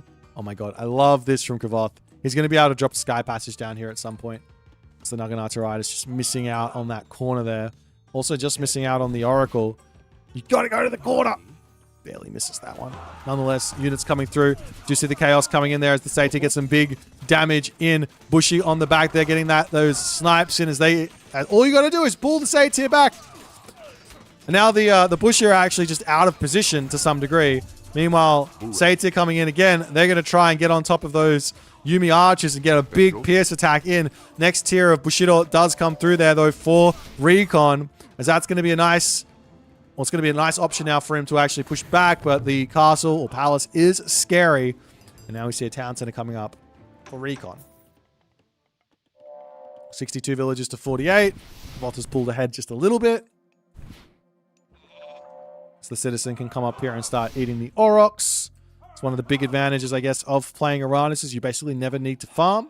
Of course, the same is somewhat true here for Recon, playing for the Shrine of the Hunt.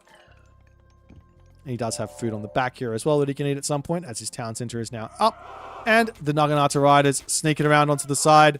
They do see these units and say, no, no, no, we're not going to go for this. He could have sacked in and killed off a whole bunch of citizens, but then he has to worry about the destroyers pushing through and killing his gold mine, which is tough. Meanwhile, over on this side, the Oracle here from Kavoth in a very nice spot. He sees the villagers mining, and a sky passage over here means very quickly a couple of units can get trained, pop into this sky passage, and then be hitting this gold mine.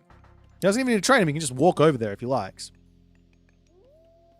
Not only that, another move here for Kavoth is to go after this town center. He doesn't know that it's up yet, but yeah, there's really no recourse here to defend an army just charging and killing off the town center, the destroyers and stuff. Of course, the units can move over there, but it's a tough one. As the Spidey sense is tingling for Recon a little bit, he moves his army down to try and get into position. The villagers here do get spotted trying to build up that castle. We already said that that was happening. Lots and lots of kills here for Kavoth. This is what he needs to keep himself going in this game.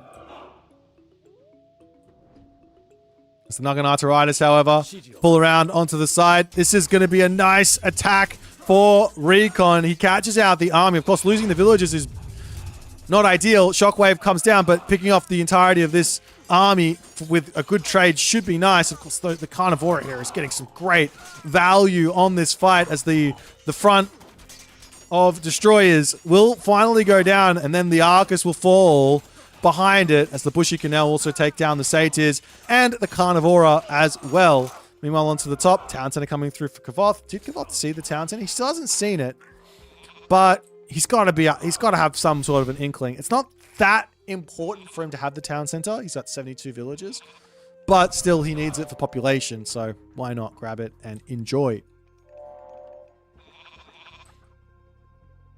As the villagers for Kavoth, well, not for Kavoth, for Recon going for a third town center. The Sky Pass is still alive over here though.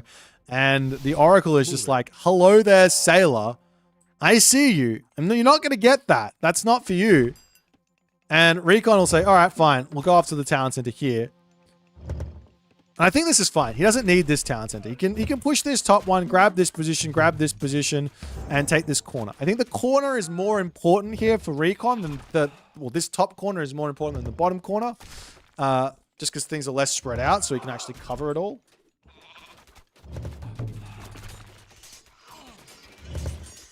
The army charges in to get just a little bit of damage done. Town center for Kavoth will end up falling here.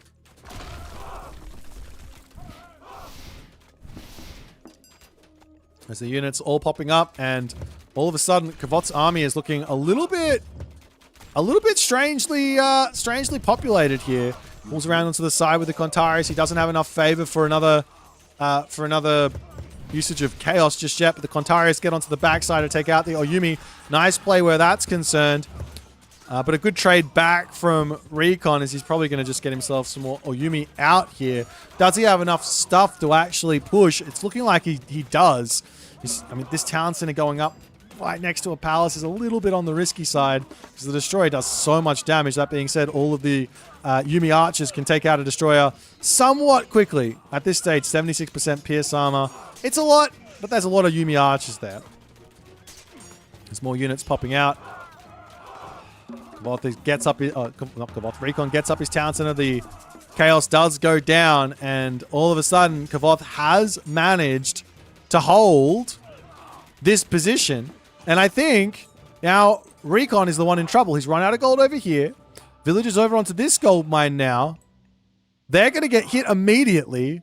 And what? What do you get now as Recon? He needed a gold mine. Secured. And he doesn't have one. Like, Kavoth should simply just send all of his units over here and just say, bye-bye gold income for Recon. Hello, game win for Kavoth.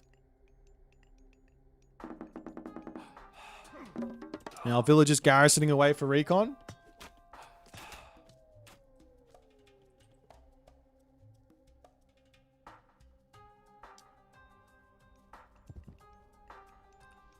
All the Arcus queued up. You see a town center coming back up for Kavoth. He's got all the economy. He's got all the income. It's Very well worth it. He has all his economic upgrades as well. So, town centers makes sense, but he's just not pushing this. I'm not exactly sure why. Now, on the other hand, there's over 100 favor in the bank for recon, and I get it. You're playing against Atlantean. Building myth units feels bad because they can make their heroes as a reaction to you building myth units. But if you don't build myth units, then you find yourself missing out on these types of situations where your opponent has 25 favor in the bank. Right now, Raiju would go really hard. One Udor would go really hard. Especially to break that top position there as well. But nonetheless, army charges in here. Naginata Riders tanking up a storm. I'm surprised to see no Catapultis here or Murmillo here from Kavoth, but he doesn't feel like he needs them just yet, as the Arcus will be pulling back for the time being. Kavoth still trying to chase down these Arcus as they'll maybe dive into the palace or all that other good stuff. Onto the top, another town center to come through for Kavoth.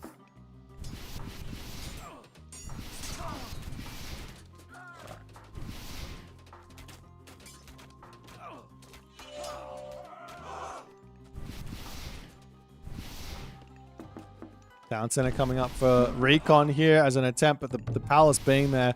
I think just 2 TC, full pop, castles, mythic age, while securing all of your gold mines.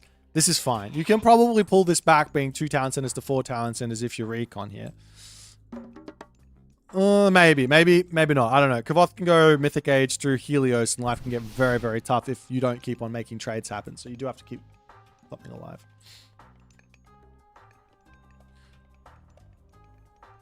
Boit.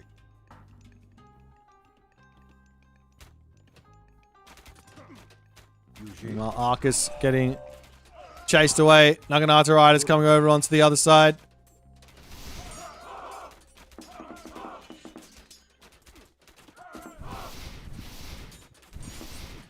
An attempt here for recon to actually make some real good damage happen.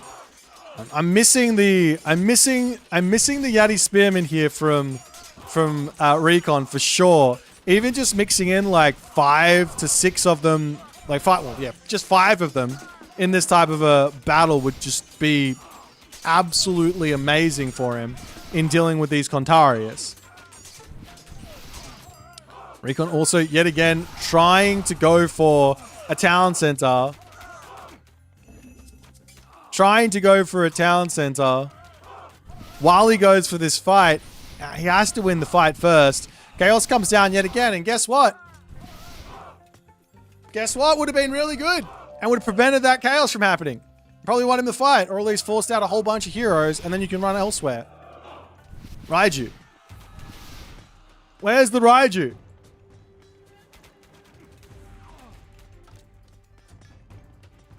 Town center number 4 coming up for Kavoth. He is winning these fights.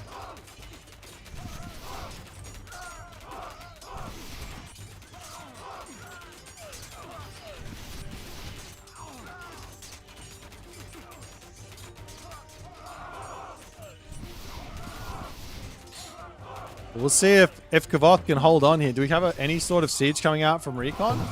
Nope. Still trying to just break through onto this one. He's still getting close to that next tier of Bushido. Scared that this town center going up. I don't think he needs to care that much, to be honest, but he is going to be pushing forward. There goes a Carnivora as the Naginata Riders trying to get it onto that backside. Citizens coming back in here to try and complete the town center as the Yumi Archers focus down 2 of the low HP ones. He's still got 20 seconds here to actually deal with the other citizens. There's just not enough units here for recon. Has he fallen prey to the sort of happens to every Japanese player, I feel. You just don't have enough infrastructure, but he's got resources in the bank. He sort of forgot to build units or something. Villagers sitting idle over onto this side, as now Kavoth can start going into destroyers and try and destroy this castle and get somewhat of a gold starve happening here. This is the final gold mine on the map right now that Kavoth doesn't have access to.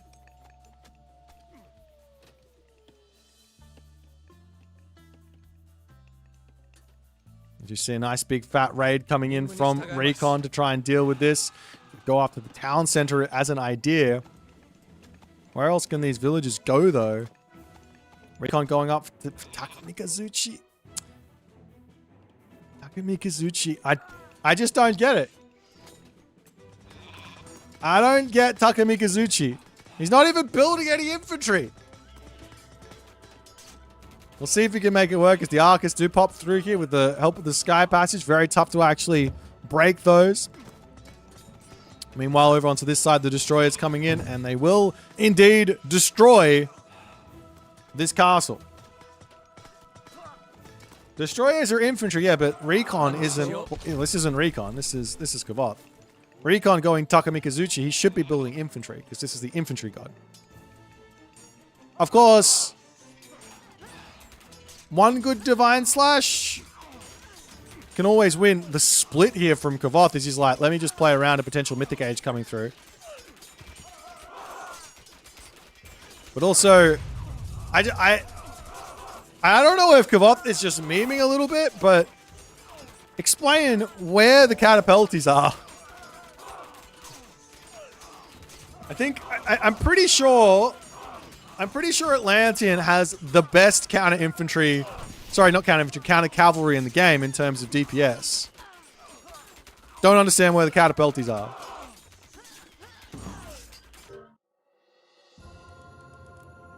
But it looks like it doesn't matter as Recon taps out. GG. Actually, I'm gonna check this out. I need to see for myself if I'm actually right on this. Counter cavalry units, DPS per DPS counter per pop. Catapulties is at 10. The only thing higher than the Catapulti is the Tlamani Spearman. And it's 10.5 DPS per pop.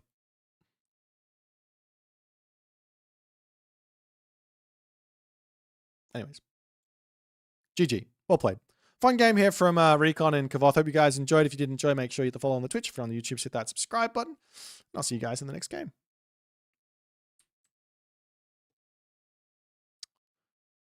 Yeah, I love it when I see people resigning with 191 favor in the bank. God damn it, Recon.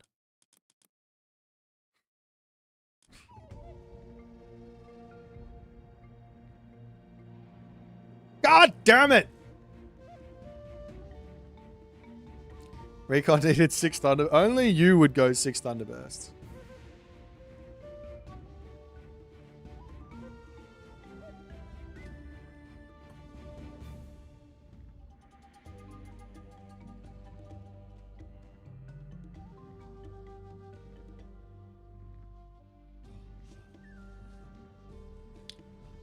All right, let's see what else we can find. I believe that was an SSS game. So Grass has had 6 wins. He's on the top of the ladder. Who's he been beating? Let's watch a Grass game. Grass versus Neymar. He's been farming Neymar. Neymar has been farmed. Brutal. The brutal life of Neymar and getting farmed. Hang on. Let's not do Grass. What about Aces? Husk Super. Oh, I almost have to see what happened in this. No, I'm not going to. That's mean. And Tunison. Who's Tunison been playing? Oh, yeah? Oh, yeah? Let's watch this one. Nyan Racing Cat versus Tunison. Love it. Finally, he's back on his actual account.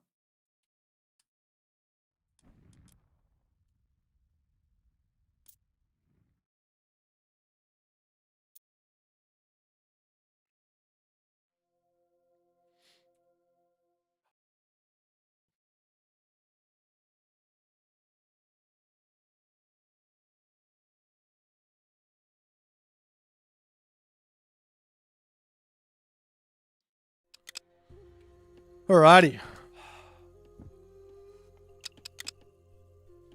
So we got some Aztecian action. Everybody has been dying for the Aztecian action here, guys. Nyan Racing Cat in the left-hand corner, playing as Quetzalcoatl. And Tunison playing as Gaia. So we will be seeing the triple outpost opening here from Nyan. I think this is probably the most popular build right now for Quetzalcoatl. There's not really any reason to not do this unless you're worried you're going to get rushed. So May Shadowfax says AOMR devs are working on a new project. Really? Am I going to play some ranked games today? I'm not sure. I might play. I'm going to watch this game first. How do you know that, Mr. Shadowfax?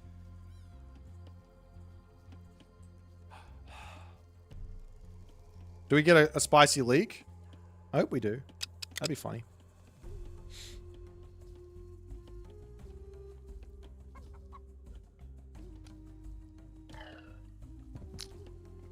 All right, so yeah, no, I'm going for all of these. The only time you don't really want to go for this is if you have a potential. What am I trying to say? There's a potential rush coming. Now, if you do get rushed,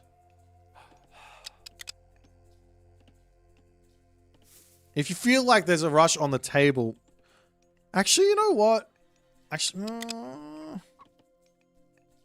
it's quite difficult to decide what to do actually with these early game pens, especially on a map like this. Like, what would you normally do? I probably go livestock pen here, and then we get 330, like a 14 population advance. Anyways, let's have a little look see at what Tunison's game plan is here. Of course, Tunison doesn't really know what the Gaia source is here, or the Aztecs. Neither of these players understand this matchup. So we'll see what's going to happen.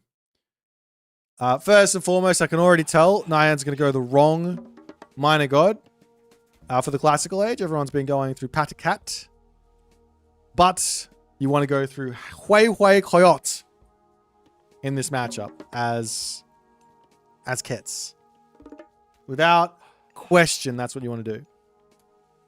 On the other side here, Hui is 100% the thing. I guarantee you, I 110% guarantee you, we will see more Hui out of the Mister than any of the other gods. Hui is the best god here. The Shinekwe, or however you say it, is incredible versus the Atlanteans. Absolutely incredible. Without, like, there is no arguing that it's an amazing myth unit versus the Atlanteans, because the Atlanteans have no divine damage. So the unit is a classical age unit that takes that has 1800 effective pierce HP in the heroic age. It's also got a technology which boosts attack armor up, such that it probably, I haven't checked it, it's probably got about 1500 effective hack HP. If you want to compare this to another unit, let's just see how much damage this guy. He's got, look at this unit, look at this unit, look at it. Look at it. The guy survives forever. Literally forever. What are you going to do? The only weakness to it, wait, hold on. Hold on.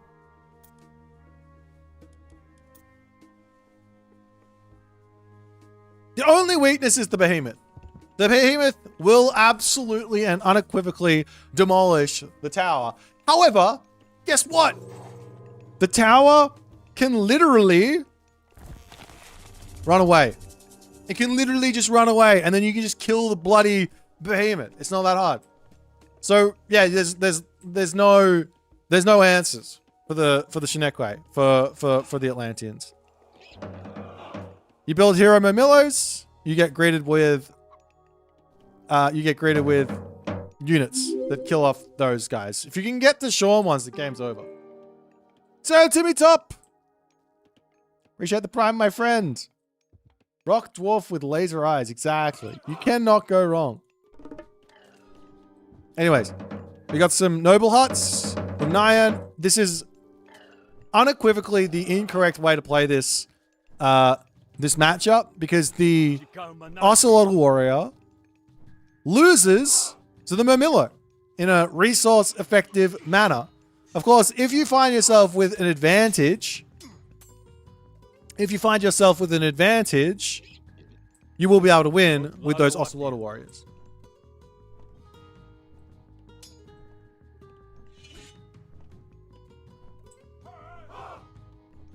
Yeah, fully upgraded in the classical age, even with the thing here, the upgrades. Yeah, these guys will win. We do see a Caraballister out as well, which turns the tides even more.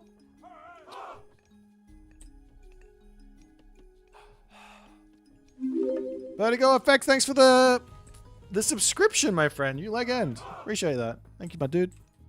Yeah, so the Caraballister changed this. The only answer to kill off Caraballister is to say, hey, you went Caraballister, great, let me go to the heroic age. Now, the Ocelot Warriors can actually kill the Caraballister if you save your jump and you jump on top of them. That's an answer. But I don't believe the Coyote Warriors are the units to be building here for Nyan Racing Cat. Yeah, Quetzalcoatl just wants to get to the heroic age against Gaia. There's no need to be aggressive at all. Just play defense. No problems. You can even open up with some archers. Like, just go into archers first and foremost, and you're fine. Bloodlet your warrior priests, and you get your favor in, and you're good.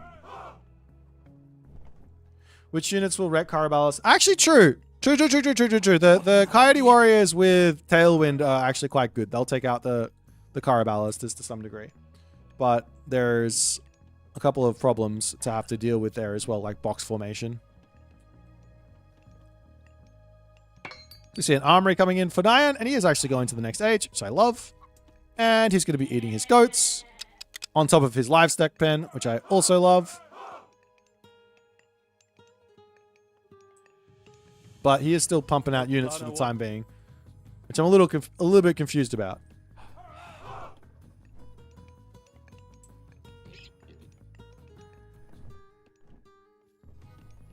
Actually, you know what? In hindsight, I think the Caraballister are a mistake.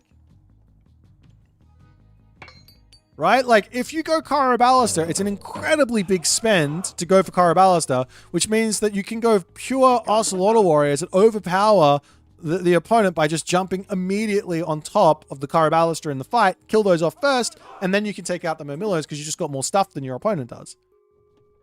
If that makes sense. Of course, using your jump to jump in onto the citizen is not going to be it. Tailwind comes down as the Coyote Warriors... Oh, not the best of micro there from Nyan, trying to take out the Caraballister. Does manage to deal with that one there. And the Murmillos will be pulling back. Now, of course, if Tunison understood this, he would have just gone pure Murmillo anyways and won, but he didn't. And he's going to have some issues now.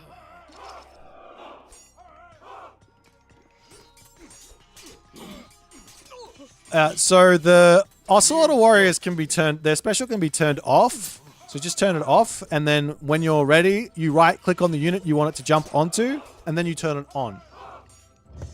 That would be the way to utilize the thing and make sure it goes where you want it. As the army charges in here, we'll be seeing the Caraballister on the back getting taken out. The Tech Shippler doing tons of damage, and, well, Nyan is making this... He is making this work. He has caught Dudison with his pants down at the moment. The pants have been pulled down. Pants down, man down. That's not what the... That's not what it's... That's not the saying, is it? It's hand down. It's pants down, man down. Nonetheless, Temple coming down onto the front here as Tunison is going to have to work some of his magic to bring this one back. We are actually going to be seeing some Sensen. Totochitin. Totochitin. I don't know how to say it. We're going to see some rabbits.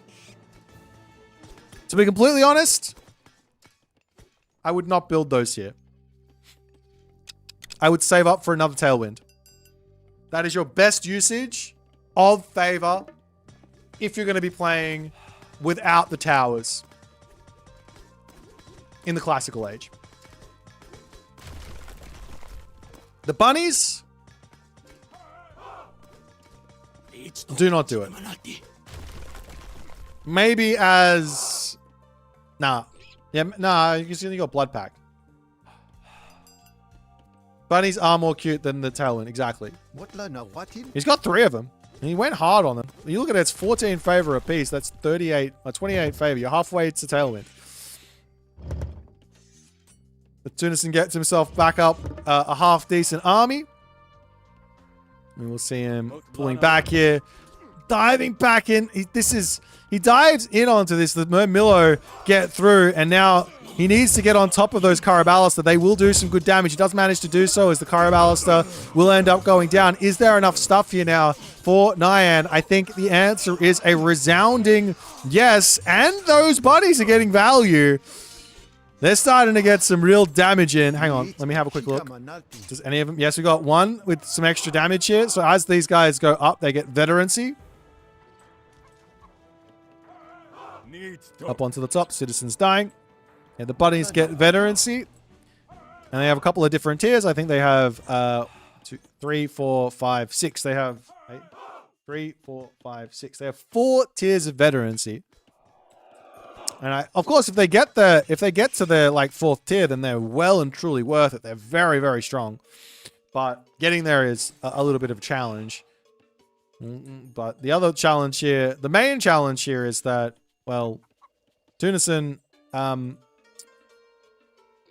he has some issues getting some gold. As the units are now starting to spread out across the map.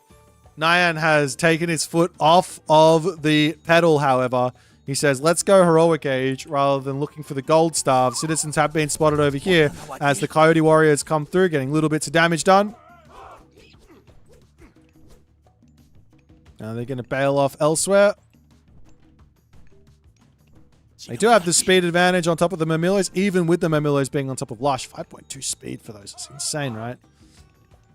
But the smart play here for Nyan is just to wait for his heroic age power spike. He gets himself the Titsamiddle, he gets himself Starfall, and then he can basically just A-move on this position. The only issue with it is he's giving a lot of time over to Tunison to actually enjoy the resource advantage that he's getting from, or income advantage he's getting from having more citizens, more villagers than Nyan. Has Nyan sacked a villager yet? He has sacked a couple, so he's getting a little bit of passive favor gen as well. As the Murmillos coming in onto this side. Nyan's scared for the moment. Probably shouldn't be. He's got to make his move immediately onto those citizens. Because, well, like I said, he's kind of on a timer here to some degree. I don't know. Hero Murmillo's also getting created.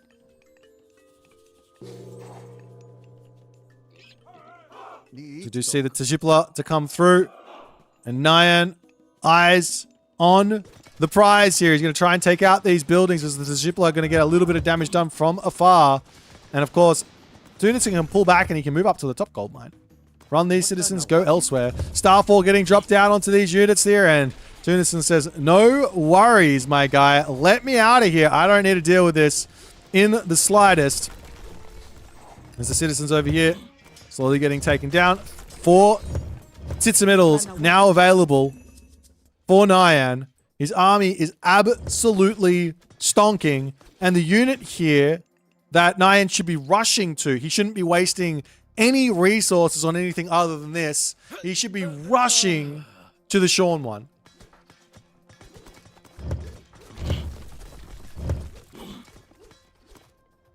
Well, let's see if he's going to be able to win this fight now moving forward. He might be able to with Heavy Noble hut soldiers coming through. But this is coming through mid-fight as the Carnivora gets dropped down, immediately killed onto the back line. The Coyote Warriors coming in to take that one out there. Nice fight there from Nyan, but he is deciding to sort of run around sort of willy-nilly here. Does he have enough stuff to actually win the fight or not is the big question. Heavy Ocelotl Warriors seem to be failing here as the army of Tunison manages to break through it all. After all is said and done, Nyan has got himself some upgrades, but he just didn't have himself all the upgrades at the start of the fight, whereas Tunison, he did. Mamilla Heroes are technically pushing his units up to that heavy status already. But like I said, the unit here that Nyan needs, and the unit here that Nyan has access to but hasn't made any effort to start building, is the Sean one. Little bit of a cheeky little raid here from the Coyote Warriors. The citizens are fat. They have big shanks, and they will shank you goodly. There's more Ocelotl Warriors getting pumped here from Nyan. He's a little short on the gold at the moment as his village is in the middle of the map and now going to get pushed back here. He could switch this position and get himself a tower at the very least to help him try and defend this.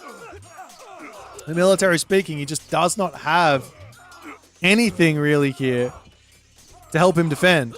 Does he have enough stuff though? The Terma are basically useless though in this fight, so there is that going for him.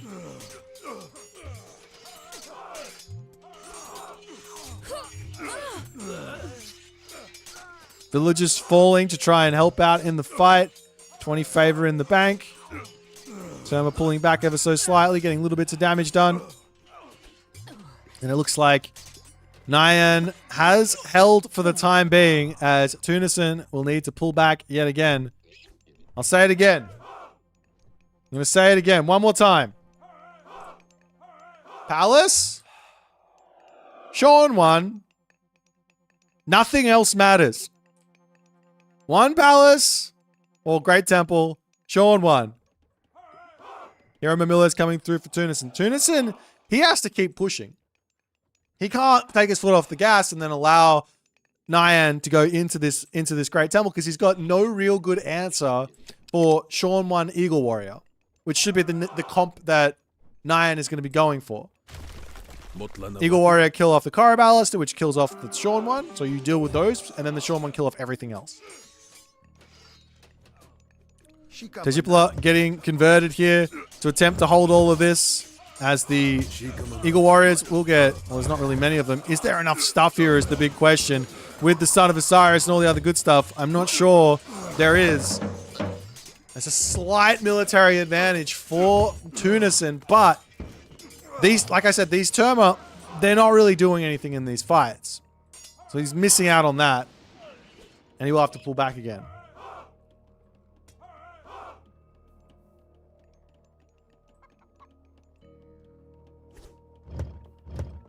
Of course, the Tejipla will continue to attempt to move forward. Nice move there, actually, from Tunison. You canceled the Tejipla there, that special, the auto attack, by moving back and getting out of line of sight or whatever happened. I don't know what happened. He just stopped. He stopped attacking. Anyways, more units coming out. We see another Titsa middle. Coyote Warrior and Eagle Warrior here. Not really making sense. You have to deal with the Murmillos.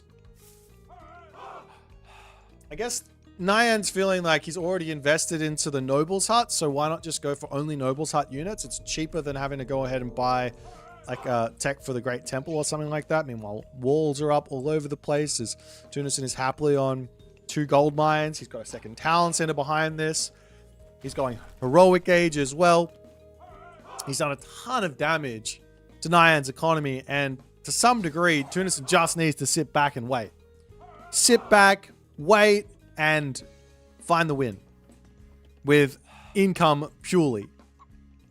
Of course, the Rhea comes in, and that's going to be Orichalcum Male to come through as well for the Murmillos. So these guys are going to be real. There's no world in which the Ocelot Warrior, even the Quetzalcoatl Ocelot Warrior, does he have any other upgrades for them?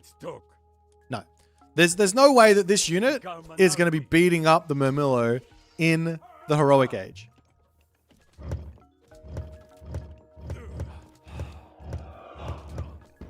So, yeah, Nyan has to go into Shormon. I said it for the millionth time.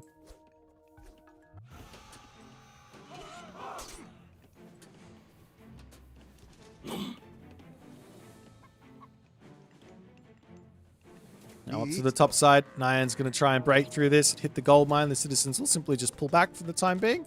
As Tunison just says, I want to wait. I want to get Old Kalkum Mail. I want to get heavy infantry. I want to keep all my citizens alive. A couple of citizens up on this gold mine. You can pull these ones over here and get onto this thing. You can also move over onto this one. But nice attack from Nyan with the Coyote Warrior.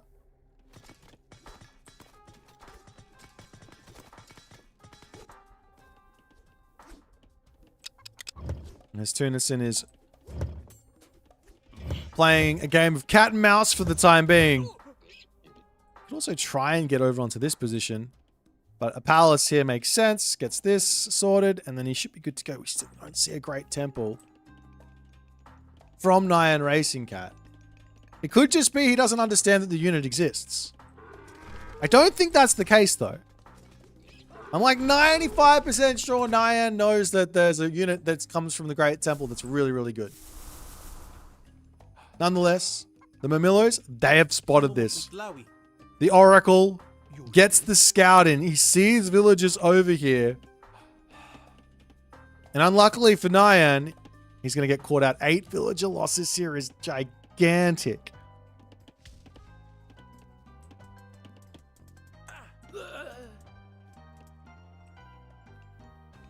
However, Nyan says, all right, you go and attack that. Let me attack you. But the palace is up. And can Nyan actually break this sort of a position or not is the big question.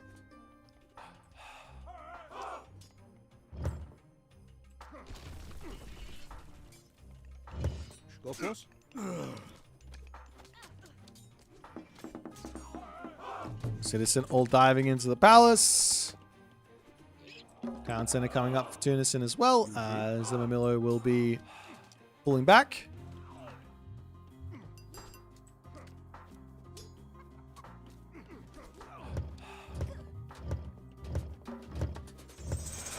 A bit of a traitor there onto the middle, onto the backside there, as the army has to be careful because these Murmillo are away from everything else. He doesn't want to take a fight and just lose everything, but that's exactly what Nyan wants to have happen here. He turns and he starts to take the fight.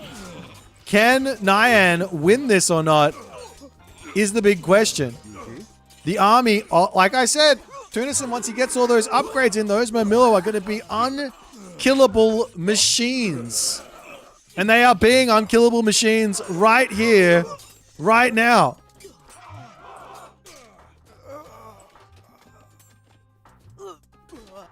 Meanwhile, units over here getting attacked. The villagers making a big migration over to the bottom position there. Both players trying to keep their villagers alive, but it's 94 to 44. Of course, Tunison can move up to the top gold mine here as well, but he's already on this bottom one with literally every villager under the sun there. But Nyan has a little inkling that this is going on. That being said, the citizens here, well, they don't have themselves survival equipment yet, but they could just turn around and fight that. Might be a little bit brutal.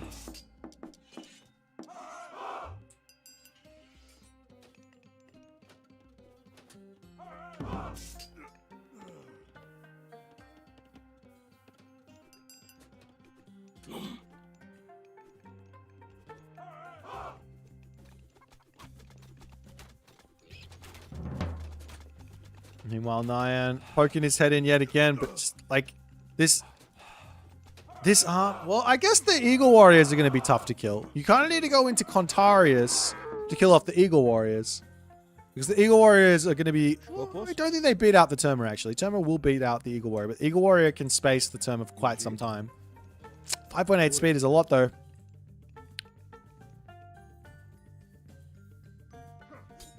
Oh, man. Tunison is managed to make this, like, lengthen this game to quite a significant amount here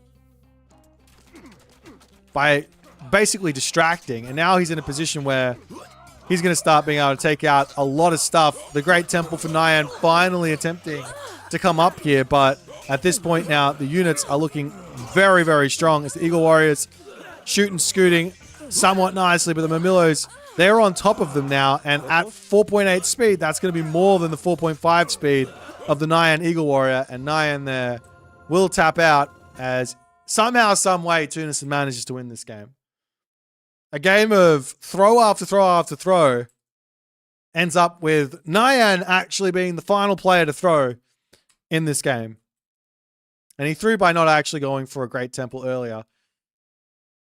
I don't understand. Sean 1 is OP. We didn't get to see it, but GG. Well played by Tunison.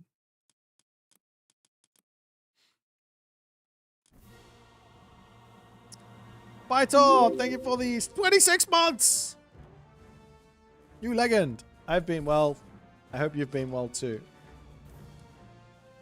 So now Tunison's sat and listened to it. Now he finally understands the actual source and why he doesn't understand the source. I told him it. I gave free coaching.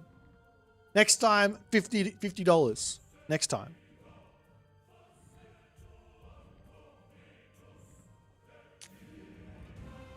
The one thing I didn't say is how do you actually deal with the Sean one? That's spice number 1655. You have to think about that. Sean ones are a menace. Alright. Let's see if we can find a little gimme game here. Would someone like to come and play me?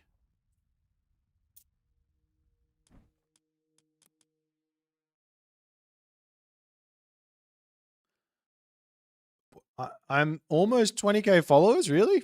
That's exciting. Where are we up to? 19.5. Everyone follow. 19.5. Oh, that's my, I thought I hit pause there.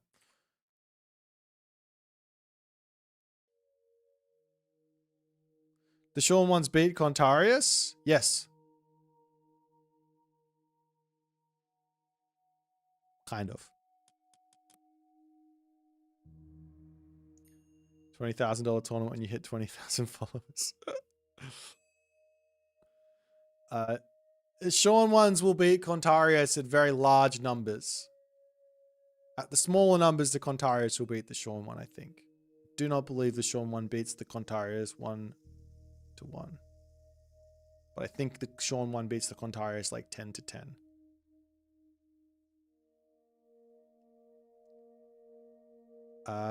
Throwing Axeman beats Sean 1, but you have to micro. You can't just sit there. The throwing Axeman will beat the Sean 1s by just basically shooting, scooting and focus firing. Poseidon! Actually, it's Mosquidon. That's a different type of Poseidon. That's a different type. Oh, I got wits on Mirage. Okay. Chikamgena. Niitsto kalchika chikamanalti kalchika nit nalia nichiwas. Shim kalchika motlanawatil tlamik tiket koateki. Niit kalchikoateki. Really? What does shift click mean, my bro? Did I not click it? I 100% clicked it. I know I did, and you didn't listen to me. I'm very upset. I might have clicked it a little too late. It might not have been recognized. Alright. Oops.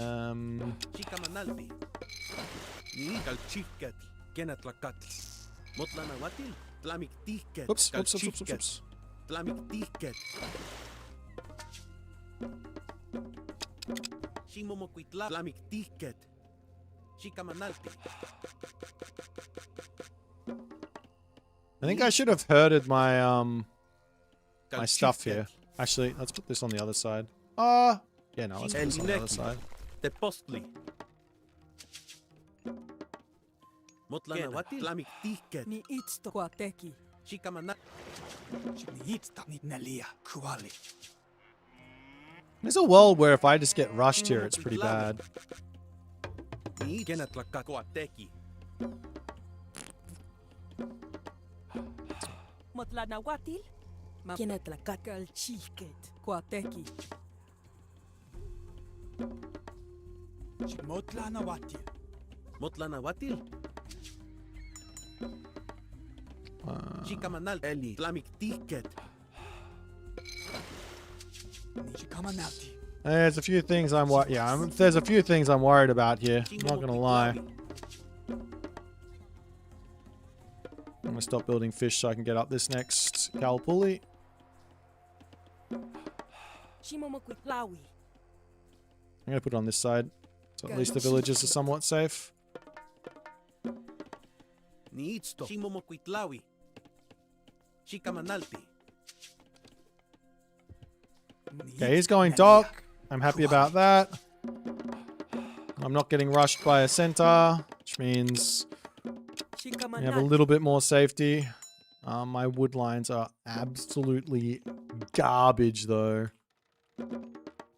But I think I can go for the lumber outpost on the front at the very least. Try and defend over here.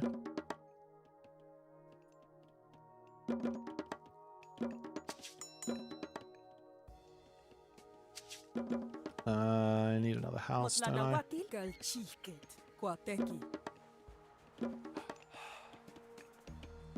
Motlakena. Tlamik tiket.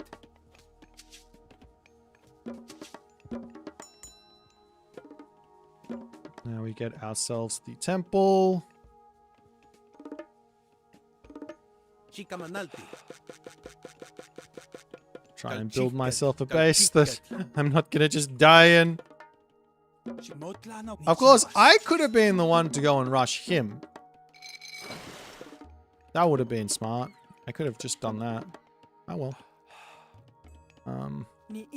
Yeah. Niitsto. Shimomokuitlawi. Niitsto. Shimomokena te postli. Shikalchi te postli. Niitsto.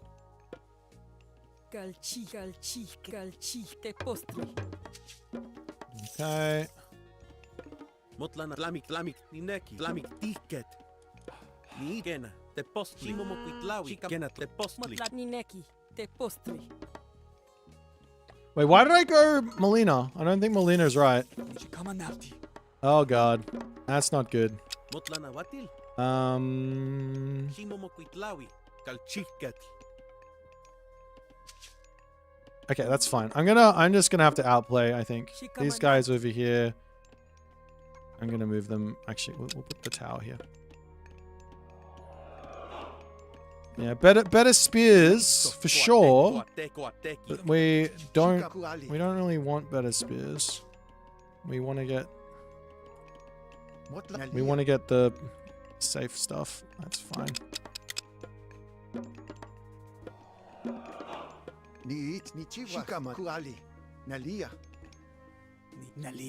I'm not gonna do any sort of like attack on him here. I think that's mean. Shikamanalti. Kalchiket.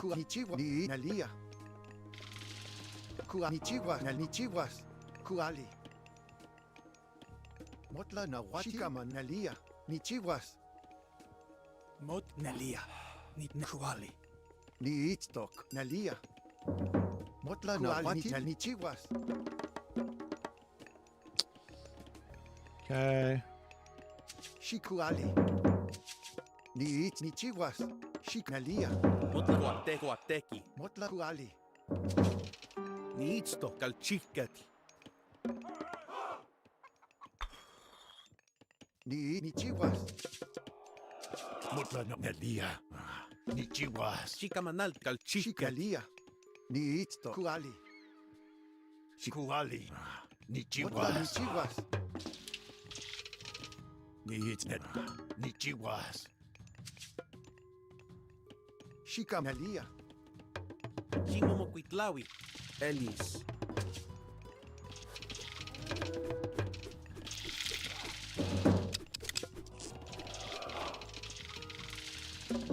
Shikaman kalchalchiket. Motken lamik tiket. Ni kuali. Ni chihuas. Nalia. Motla na wati.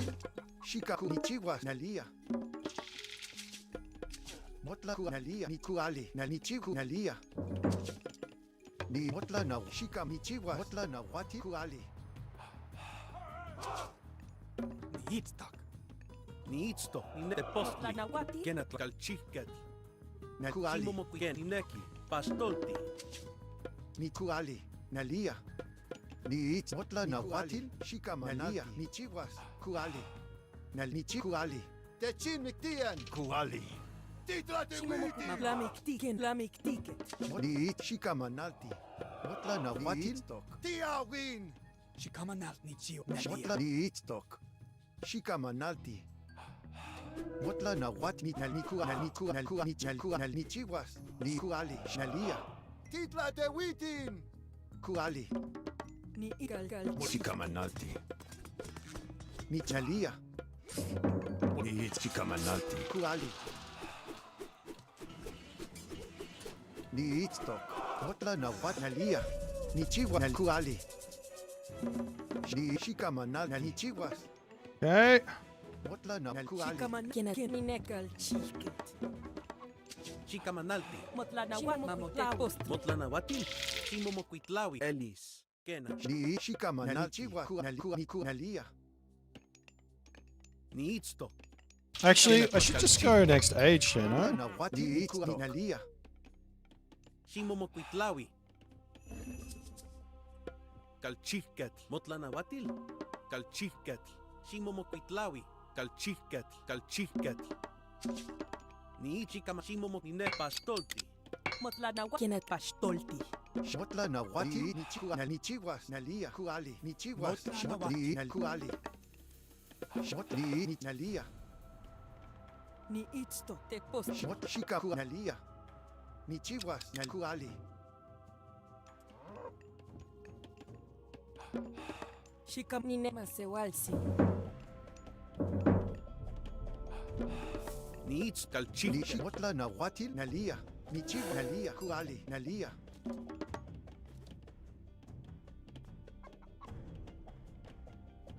Ni it shikaman ni nalia. Ni it nalia. Igena te postli. Ni nal kuali. Motla na wati. Kalchiket. Nalia. Motla ni ne pastolti. Ni its kena. Elis. Motla na watil. Let's do this. Ni chiwas. This might be fun. Shikama kalchiket. Kalchiket. Shimomokuitlawi. Ni itsto. Kalchiket. Kalchiket. Motla na kalchiket. Nalia. Ni chiwas. Motla na watil. Shikamanalti. Ni chiwas. Motla na watil te post. Motla na watil. Ni chiwas. Motla na watil. Ni chiwas. Kuali. Yeah. Shikamanalti. Ni its He's gonna go. Shikaman mamo ni Ne itsto. postli. Motla kena. Te Mote postli. postli. Shimomokinet te Ni post. shika na kuali. Into like Hypaspis, right? Ni na kuali na ni nalia. Need some more favor. Shimomokuitlawi. Eli. Masewaltsin. Motla na wat. Ni ken. Koateki. Ni motla na watil. Shikaman. Shimomokuit. Ni itsto. Ni nalia. That's toxic. Motla na watil. Shikamanal. Motla na ni itsto. Ni nalia. Kuali.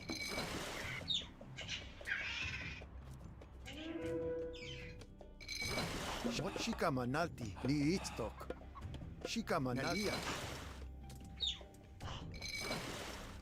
Ni itstok. Ni chiwas. Shikam kuanalia. Ni chiwas. Motla na kuanalia. Ni kuali. Ni Motla na chiwas. wati. Shimomokineki. Kena tlaklamis tiket. Ni shikam. Tetitla te witin.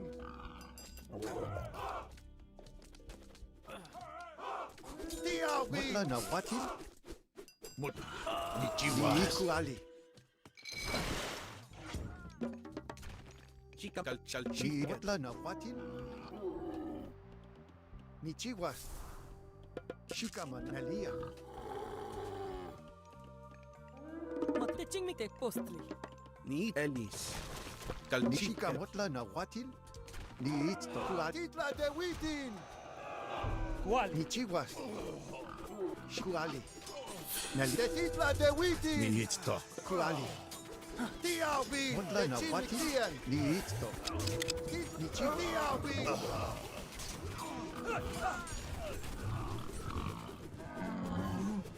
Nalia. Nelia. Nichiwas. Shikamanal. Nichiwas. Kuali. Shikami ichirine kal chike. Motla na kal chike. Shimo motte chingmi kal Ni chike. shikamanal. Nalia. Okay. Ni chiwas. Nalia. Shimo mo kuitla chika motla na watil. Ni nekena. El gal chiket.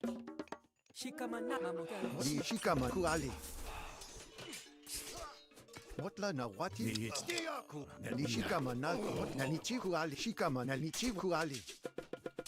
Ni itsto. Ni nalia. Ni chiwas. Nalia. Kuali. Ni chichin miktian. Motla na watil. Ni chiwas. Nalia. Shikamanal. Ni chiwas. Motla na watil. Ni nalia. Tiawin. Shimo mo kuitla. kenetla. Ni nekena. Chika manal gal chikena Ni tlaka. motla na watil. Titla de witin. Techin titla de witin. Shikamana. Motla na watil. Ni itstok. Ni itstok. Ni chikuali. Mot mamo chiwa. Kwateki. Ni itsto. Kal chiket. Ni chiwas. Kuali. Ni chiwas. Nichiwas. Nalia. Okay. Ni chiwas. Needstock. Kuali. Nalia. Ni Ni chiwas. itsto motla neki. Elis kena tlakena. Ni motla na watil. Ni itstok. Nalia. Ni Shimo mo chiwas. kuitla kuateki. Shimo mo kuitla. Motla na watil kuateki. Ni chiwas. Kuali. Ni chiwas. There's nothing over here, Ni right? motla na watil. Chika manal. Ni itstok. Nalia. Shimo mo kuitla gal Ni chikuateki. shikuali. Nalia. Ni chiwas. Watanawatil. Nichiwas.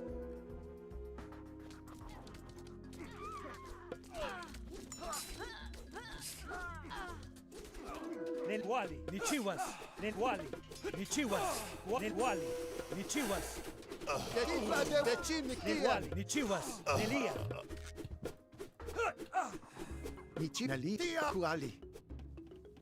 Ni itstok. Nalia. Shikwateki. Ni nekla. Motla na watil. Ni chiwas. Kuali. Nalia. Ni chiwas. Kuali.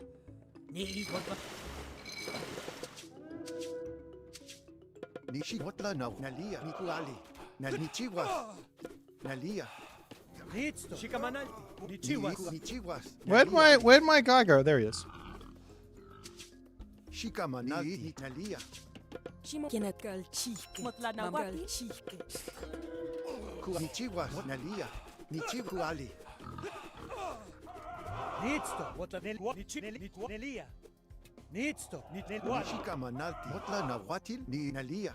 Motla ni chishi. Nalia. Shimo mo kuitlau. Kenet mamo chiwa. Kal chiket. Ni itstok. Ni chiwas. Nalia. Ni itstok. Motla na watil. Nelia. Nalia. Ni kuali. Nalia. Chiwas. Nalia. Kuali. Nalia. Ni Nalia. Kuali. Nalia. Ni it shikamanalti. Te postli. Ni itstok. Shikamanalti. Ni chichin miktian. Ni itsto. El kena neki. Gal chiket. Ni kal. Shimo mo kal. Need Shikamanalti. Watanawat wali. Needs Nelia. Shikanitwali. Needstock. Watanawatil. Needstock. Ni itstok. What na what? Shikamanal. Motla kalchi postli. Kena tlakat kalchikat. Kual ni chiwas. Shika nahuatil. Ni motla nahuatil. Shiknel kuali nelia. Nitsto. Nelia. Nalia. Kuali. Chimomoquitlawi kalchikat. Shika ni motla nahuatil. Chikalche postli. What wal ni chiwas. Ni itztok. Nalia.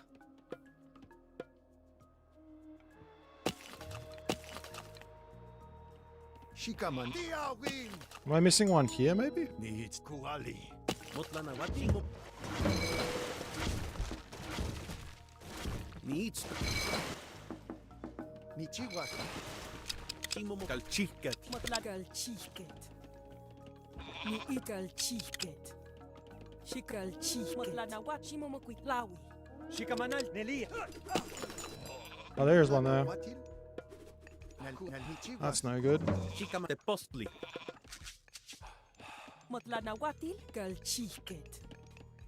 Ni itsto. Shikanineki. Motla na Elis. Ni te postli. Ni chiwas.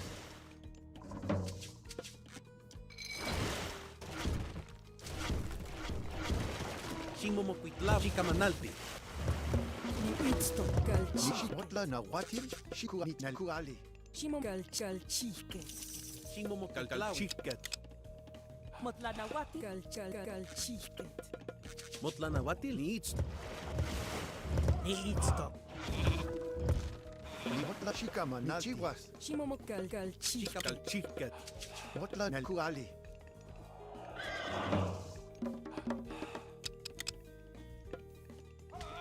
Ni Ni chiwas. itsto. Mamochiwa kal chiket. Kena. Shikamanalti. Kalchikat. Kena. Matlanawatil. Kena neki. I still have a god power. Ni motla shikaman. Ni I'm not really chiwas. sure what I can do with it Motla na though. watil. Ni itztok. Motla na kuali. Shikamanalti. Mamtete ko. Shimomokwite Motla na posto. watil. Nalia. Itsto. Ni itztok. Ni chiwas. Ni chiwas. Nalia. Kuali. Ni chiwas. Titla de witin. Chimo. Kena tlakat. Nineki. Motla chikamanalti. Diawin. Chikamanalti. Motla na kena. Shikamanalti. Nineki. Kuali. Ni chiwas. Nalia. Shikam. Ni chiwas. Ni itztok. Ni kuali. Motla na watil. Ni Shikam. itztok. Kuali. Ni itztok. Ni chiwas. Kuali. Nalia. Kuali. Ni shikam. Nalia. Kuali. Ni chiwas. Nalia. Mot ni chiwas. Ni chiwas wali. Ni chiwas wali. Neli wali. Ni itztok. Shikaman. Kuali. Mot ni chiwas. Chikamanalti. Kalchikat. Kal chiket. Chimomoquitla. Kena Elis. Ni motla Kalchikat. shikaman. Ni itztok. Kuali. Ni neki. Motla na watil. Kena Eli. Kena. Kalchikat. Ni itztok. Nali. Kuali. Nalia. Shikaman. Ni kuali. Nalia. Ni chiwas. Motla na watil. Kuali. Ni chiwas. Ni itztok. Kuali. Ni chiwas. Matlanawatil. Chimomoquitlawi. Shikamanal. Motla na watil. Kuali. Shikamanalti. Ni itztok. Shikamanalti. Techin mitian.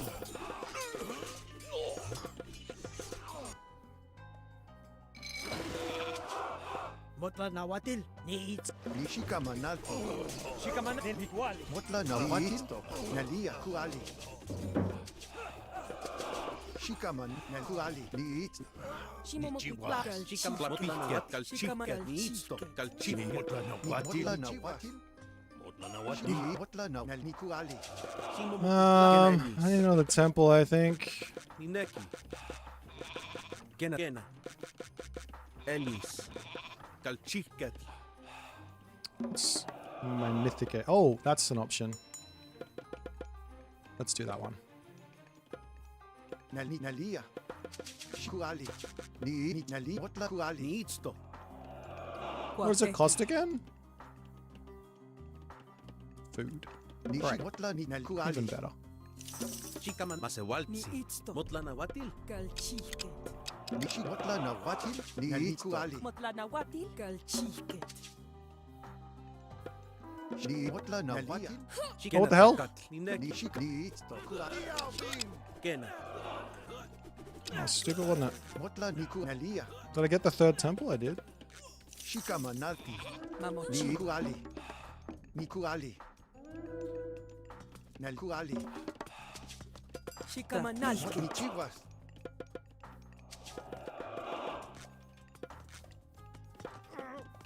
Shimomokuitla. Tlakenine. Masewalsi. Kualia. Shikamanalti. Ni Kuali. I do have these gold mines at the back of my base as well. Motlanahuatil. Nalia. Kuali. Chikamanal. I'd like to be over here. Kalchiket. Ni Chivas. Motla nawatil. Nineki. Kalchiket. Moshi. Ni Itsto. Kuali. Shikamanalti. Kwateki.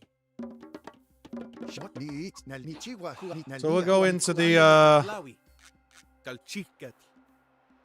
I want more Otonton smashes as well, I think. Nal ni Kuali.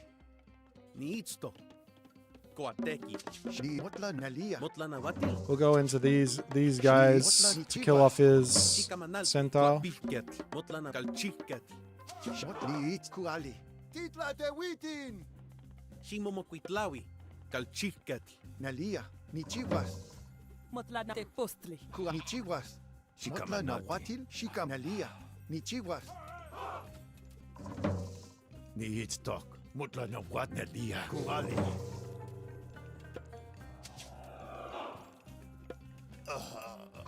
Ni Chivas. Motla na Watil. Ni Itz. Nalia. Shika ni Kuali. Tiawin. Needs to. Kelis. Kalchiket. Ni Shika Manalti. Nalia. Techin Miktian. Ni Chivas. Kuali. Walti. Chitwal. Chinyawi. Shinkena tlakena. El de postli.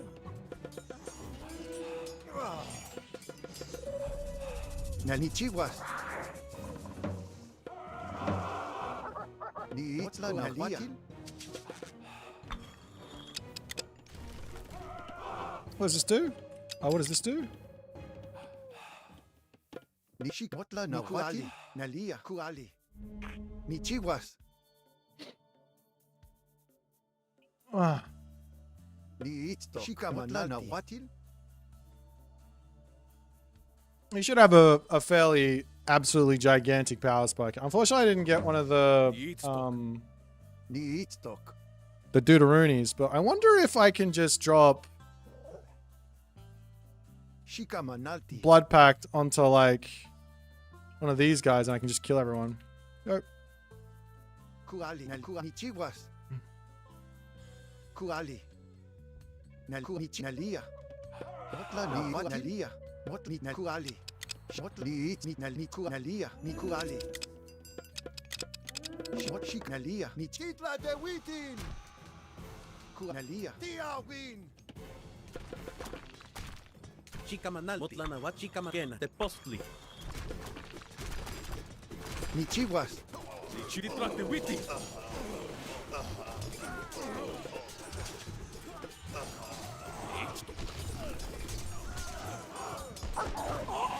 Motla nawat. Yawi. The Chinmiktia. Ni Itz. Shika Manalti.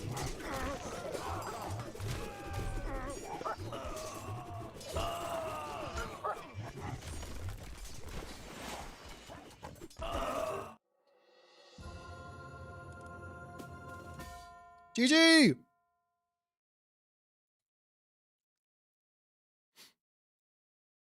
Victory! That was a fun game. The Sean one? Yeah, Sean one's here would make a whole lot of sense because he's not making any infantry. And the centaur would kill them.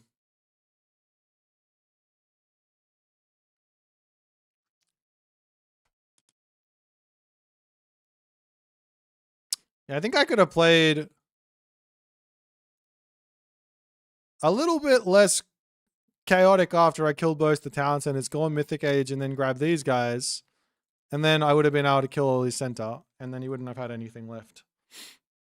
And these guys kind of hard counter the centaur because they can just pick them up and kill them, and there's nothing they can do. If you can get there.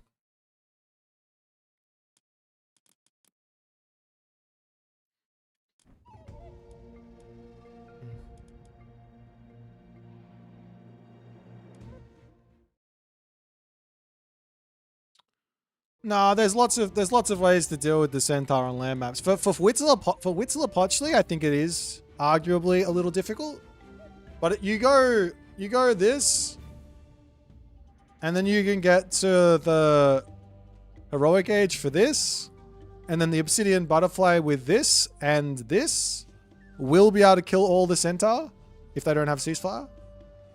So that's one option to get through it for Whittler Potchley. And then obviously getting to Tlaloc, you get this guy, and that's another option. So you're just playing to kind of to get through. Yeah, you got to just get through the centaur, and the centaur do have lots of weaknesses like walls and just getting caught out and all the other good stuff.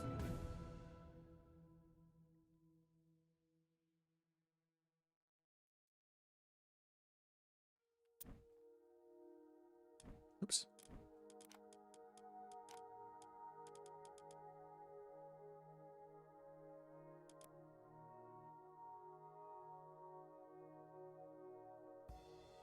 Wait, what happened? I thought I...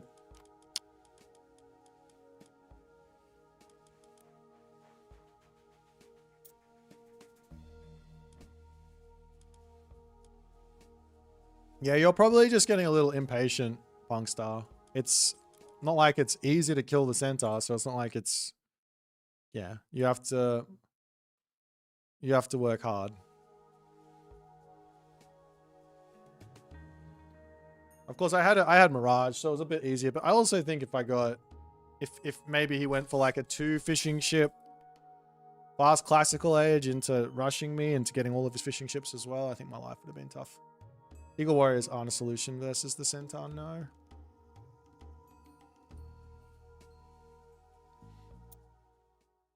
Oh, we got this map again.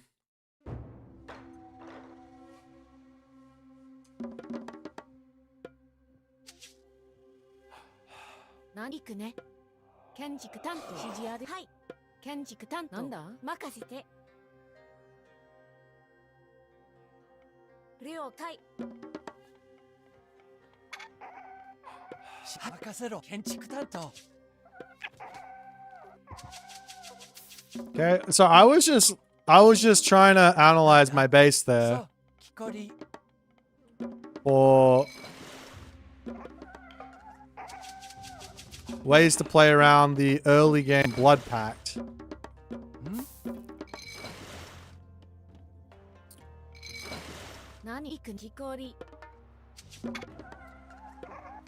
We do have some berries, house, wall, temple here.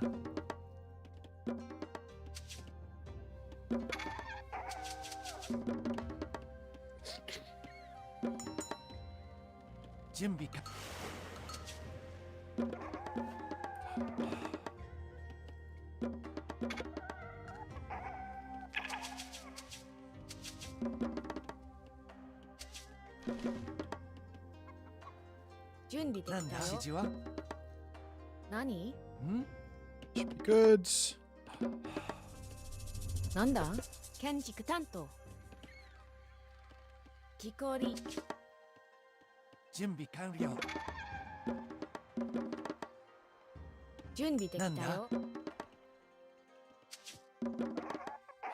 I'm not sure exactly what my plan is after this. I haven't really thought about this matchup in the slightest. So thinking about right now on a water map, well, it's going to be tough. Let's just say that much.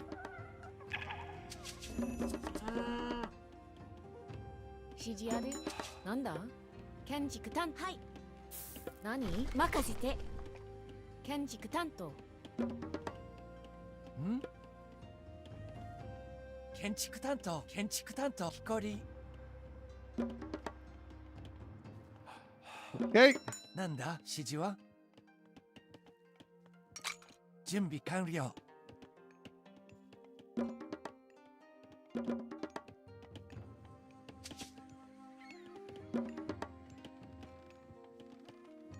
何建築担当。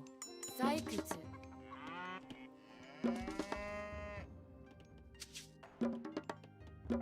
I'm not even scouting him. I don't know how much of a rush I need to be to get these walls up. 準備できたよ。はい。指示ある。なんだ行く。何はい。建築担当。建築担当。なんだ建築担当。何了解。建築担当。何任せて。建築担当。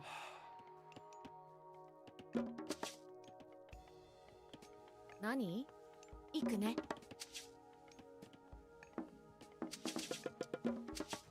指示了解。建築担当。了解。建築担建当。築担当。準備建築担当。準備建築担当。なんだ家畜。なんだ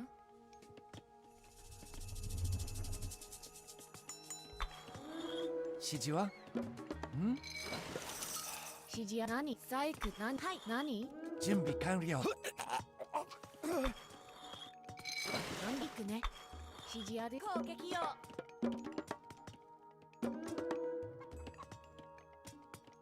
準備できたよ。しまく。細工。なんだ行く。はい。攻撃よ。攻撃よ。了解。かぐら。何行くね。家畜。何任せ。家畜。Okay. 何はい。了任せて。行くね。はい任せて。行くね。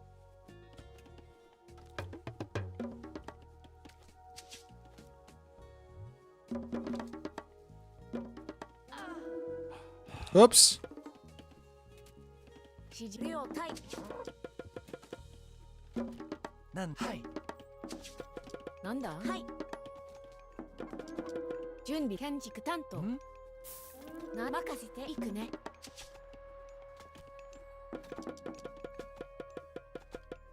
なんだ指示は何飛行。指示ある。準備できたよ。任せろ。行くぞ木こり。なんだ任せて了解。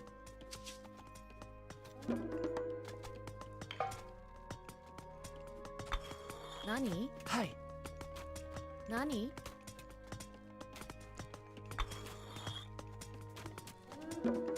準備できたよ。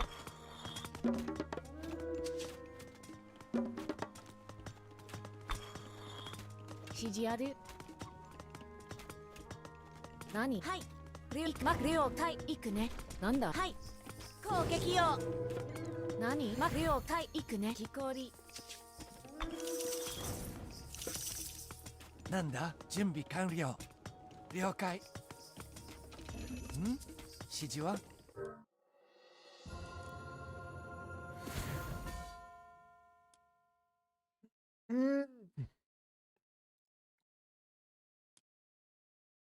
Give me my GG! Okay, there we go.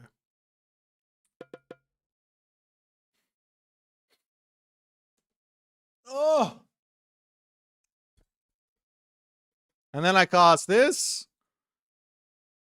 And then what?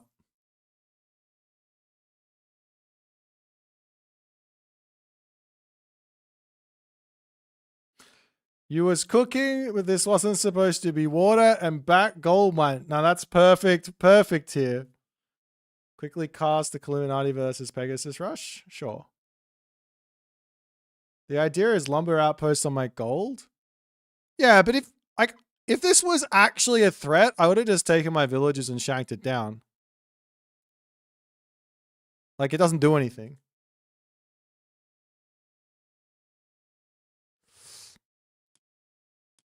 Not with Tiji, but sure. Hey, your Neymar.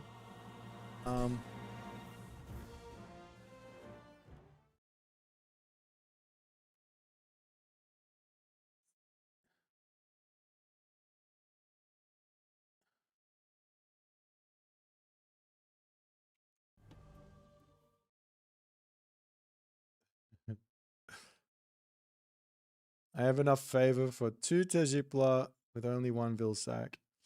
Yeah, I guess if it's a very far forward gold mine, but if it's on a land map, I'm advancing faster, or I'm advancing much later and walling up. One of the two. I'm probably doing that versus Huitzilopochtli at the moment. Until I fuck it up enough times, or someone absolutely dominates me when I try and do it once. If I get absolutely busted on, then yeah, maybe, but. Was it the one on watering hole?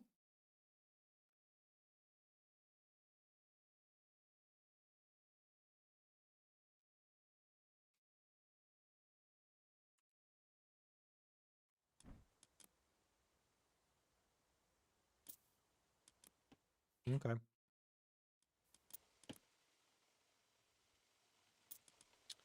This is 3-minute classical faster than Chronos. Yeah, but I can be walled up at like 2 minutes. Flames, thanks for the prime.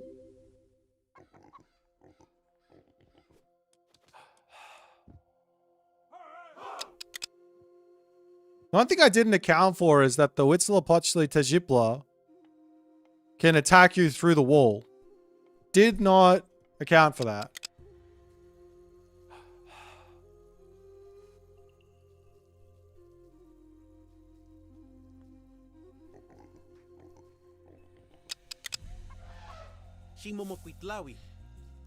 Alright. I also didn't scout you, which was really stupid. I should have just sent a guy in and seen no doc, but I didn't do that. That was stupid. My brain was too much like, what the hell do I do in this matchup than anything else.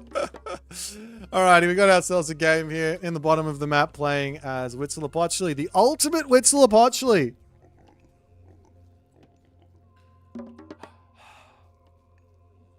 Illuminati. In the top side of the map, we do have ourselves Pegasus, the ultimate in Zeus Masters. We got a Zeus Master, and we got ourselves a Huitzilopochtli Master. A match made in hell or heaven. One of the two. The match made in the underworld, maybe, is the right way to go. Over here, we got some relics, Thundercloud Shawl. This game comes presented to you by nobody, because I don't have any sponsors. But if you'd like to sponsor this stream, feel free to sponsor it, and we could definitely use the money. Up onto this top side here, we've also got the arrows of the alpha, all the other good stuff. Anyways.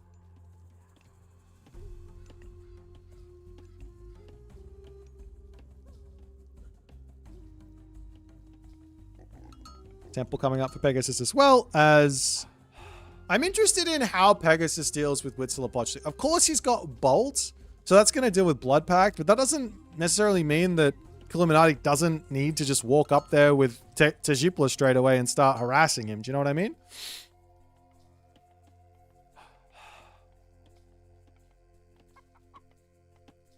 But we'll see what he's going to do. He does have the temple back, and like he's got a sort of safe gold mine, safe wood line. He's eating food underneath the town center as well, which is incredibly safe. Did a herd, which is nice for Pegasus. It's going to be a nice quick advance time as well. To boot. Actually, maybe it's not going to be that quick, but it's going to be efficient with lots of resources and all the other good stuff. Ashu in the chat, how you going, my friend? Griffin says, surely that wasn't lost for the wits. I mean, he didn't get in. He wanted to get in and he wanted to kill me. I wasn't allowing it. So he said, nah, I don't want to play anymore. That's what happens with cheese. When someone wants to do a cheese, oftentimes you just have to say no to the cheese and you win. But yeah, I was very, very far in front. We got Patacat coming through, and we've also got Hermes. Not exactly surprised about either of this. The Hermes ceasefire, a lot of this stuff just plays around the Blood Pact. So ceasefire plays around Blood Pact, Bolt plays around Blood Pact, ceasefire plays around a bunch of other stuff as well. Effectively, I did not cast the Magic Neymar game. We can watch that one afterwards, sure. What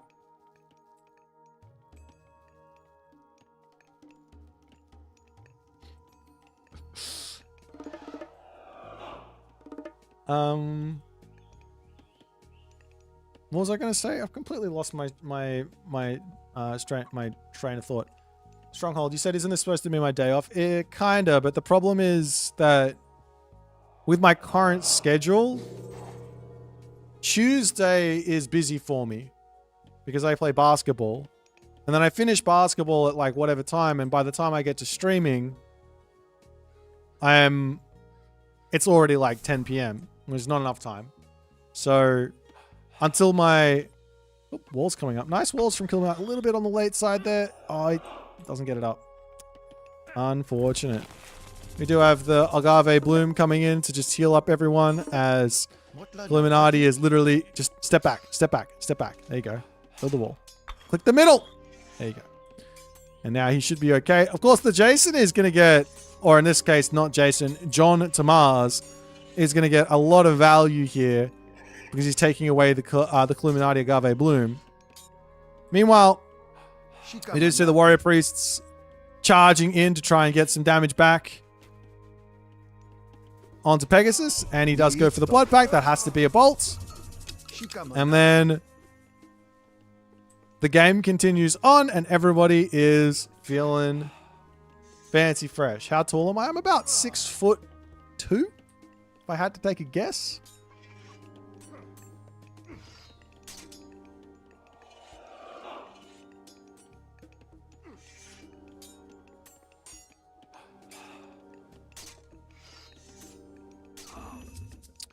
As the Jason goes down, and we see more stuff coming out. So far, the Pegasus offense and defense has worked out. He did manage to trade his Jason effectively for 400-ish resources here, and that's about it. Which is a good trade, I would say.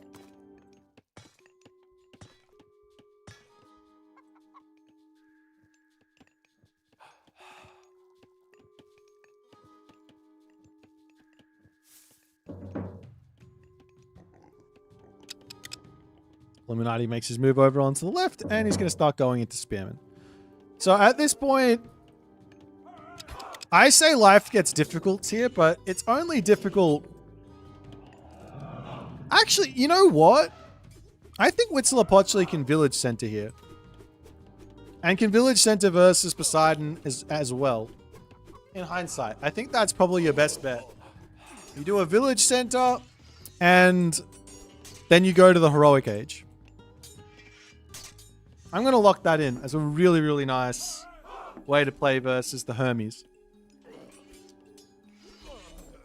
Nonetheless, the pressure coming through from Pegasus' Illuminati will have some trouble here. He really should be hiding with his villagers, fully walled up. Of course, very tough to do that already, but definitely needs to be thinking about those sorts of things as the Pegasus gets the dodges. A little bits of pressure onto this front side as well, as Illuminati have to move down to the bottom. As the temple will end up falling.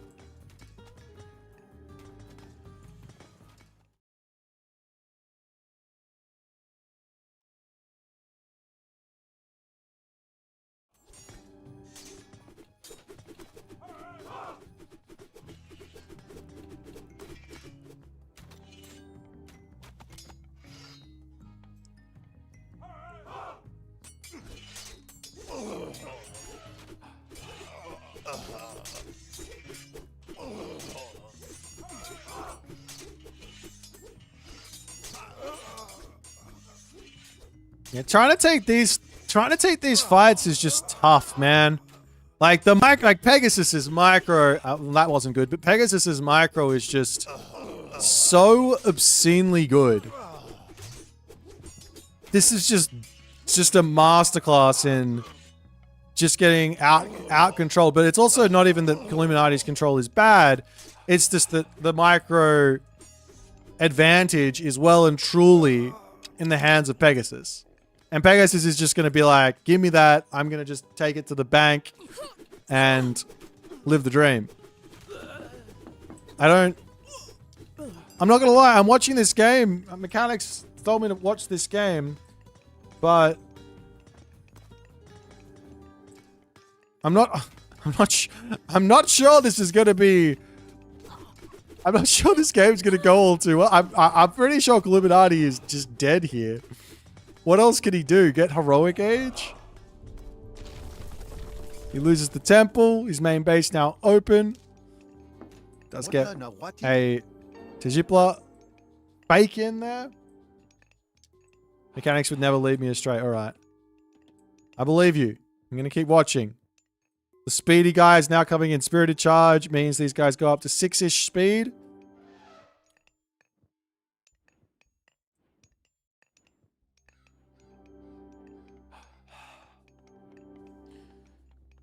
Look. So, I guarantee you, whatever you're going to tell me, I already know. I know everything about the Aztecs. The Centaur is beaten by the Obsidian Butterfly. I know that's an option to go for. The other thing that beats the Obsidian Butterfly is Blood Pact. And, sorry, not the Obsidian Butterfly. The Centaur is Blood Pact on an Obsidian Butterfly. And the other thing that beats the Obsidian Butterfly, or that the Centaur, is Wei Wei, which you don't have here. The other thing that beats the Centaur is Tailwind, which you don't have here. Alright, apparently I haven't seen anything like this.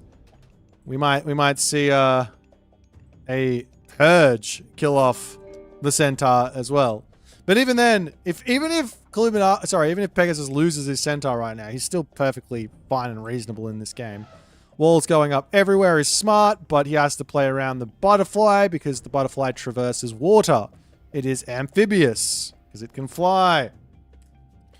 So the way to defend against the butterfly is to build your walls as if there is no water here.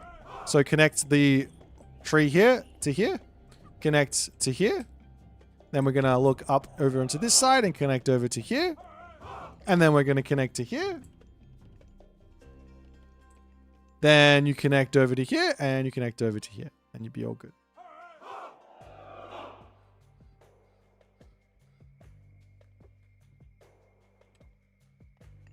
Yeah, Purge is basically impossible to escape if the units are clumped up. There's no amount of skill, in my opinion, that can get out of that Purge. You're just going to take damage. And I think that's actually healthy, but I don't think the numbers are right. I would rather it be like guaranteed damage, like Curse, but the numbers be lower, than it be like a random skill shot that doesn't really have any skill shots.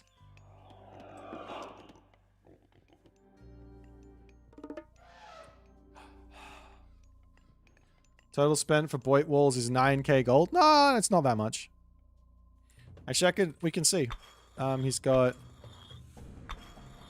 4 wooden walls, 3 gates, 2 short walls, 2 medium length walls, and 23 of those other walls. Someone else do the math.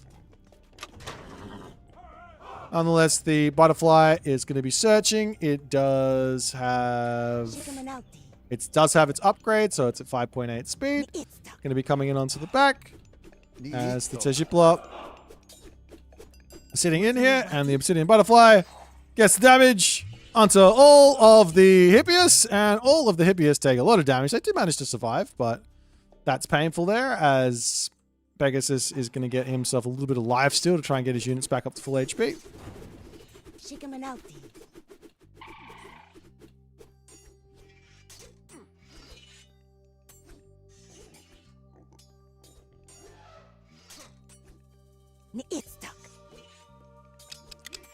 As now, poor Pegasus is in dire need of favor. He is in dire need of favor because he needs a bolt to deal with this bad boy. Oh! Obsidian Butterfly is killing off Centaur. No surprise. Dead villagers is sad.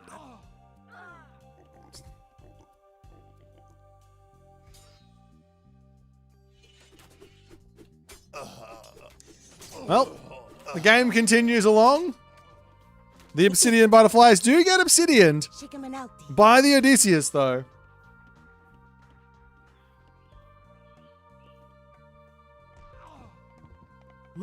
So yeah, if you get survival equipment, the villagers live with 1 HP in the heroic age. When the mythic age, they'll die in one shot.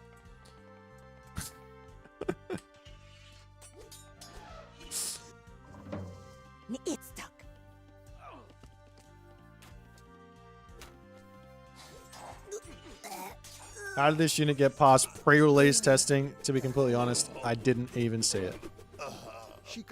I don't even know if I knew it existed.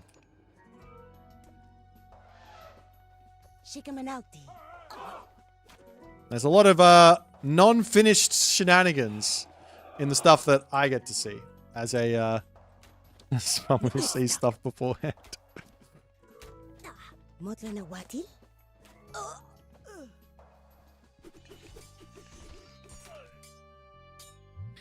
Yeah, I mean, it is more balanced than the Tengu. It's more balanced than some of the Chinese stuff that came through. Like, you guys don't understand. It, like, literally 1 day of public is... Sorry. 30 minutes of public is more data and information than, like, a week of playtesting by like, a couple of dudes. Like, you don't get it. You don't get it.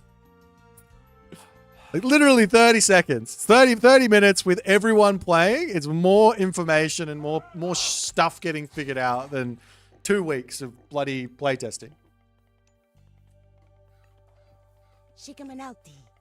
Bolt, bolt, bolt, bolt, bolt, bolt, bolt. Yes. You show that man. You show that man the bolt. Please just wall the base properly. Please, it's like not that. It's just like 2 walls. Like it's like less than 100 gold. Over here, wall this as well. It's less than 100 gold, and now we're like actually perfectly safe. Are the Aztecs in a good place now? They should be buffed / nerfed. I think. My take on the Aztecs is I think that their power budget, as in like how much power they have, is correct.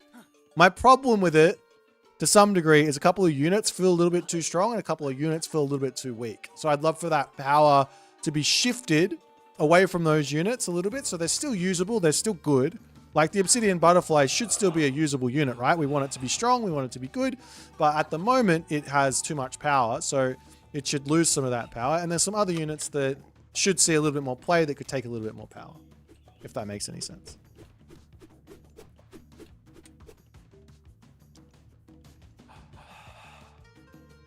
Now, I wouldn't call the Aztecs abuse-centric. I would call Huitzilopochtli very much that, and I would call... Oh my god.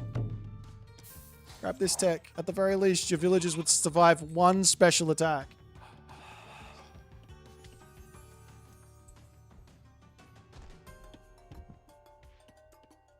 Get him! Oh, onto the thing. Like in this game, like the other thing is, I think that the Obsidian Butterfly still needs to have like the power. So realistically, I would like the Obsidian Butterfly to be somewhat of a counter for the centaur for the Aztecs, right? Like the Obsidian Butterfly should be a counter. The tower, the laser boy tower is a counter and is a good counter against the centaur. A whole bunch of other myth units are really good versus like this type of unit for the Aztecs. So you need to make sure that there's tools for the Aztecs to deal with everything. But it is a little bit silly that this is doing that much damage.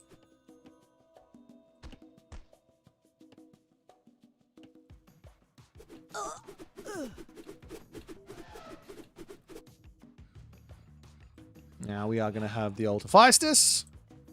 I mean, after all is said and done, like, Pegasus is behind by 10 villages, but he's in front by 1,000 resources, and he's got a Mythic Age on top of Cluminati.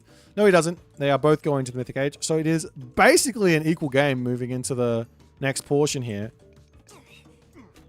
Oh, oh, oh.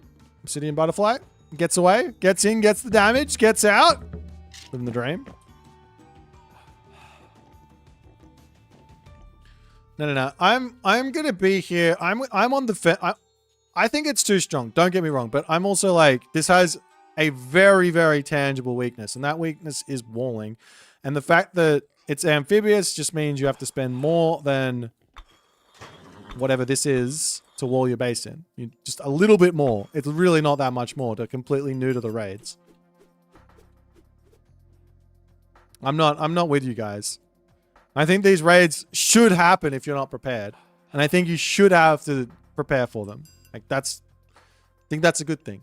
It's like the Raiju, right? That unit's a really good raider, but you can prevent it from raiding by protecting your villages. It's like a cavalry unit, right? If I run in with my Hippias and you don't have any things there defending your villages, all your villages are going to die. Like on this side, they would all die. If I ran in with 10 Hippias, they all die.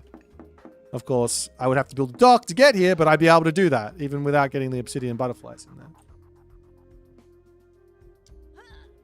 Έτοιμος.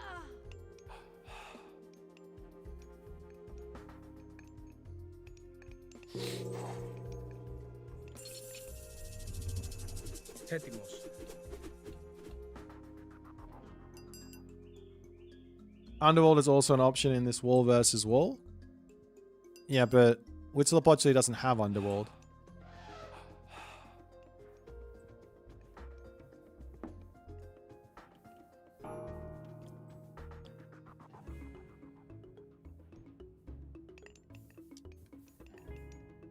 We got ourselves Huitzilopochtli incarnate! And yeah, now this unit here, oh, we got 3 of them as well. This unit here is like the ultimate counter to the centaur in inside of the Aztec myth unit pool. This guy will obviously like one hit the centaur. It can't survive. It's not useful.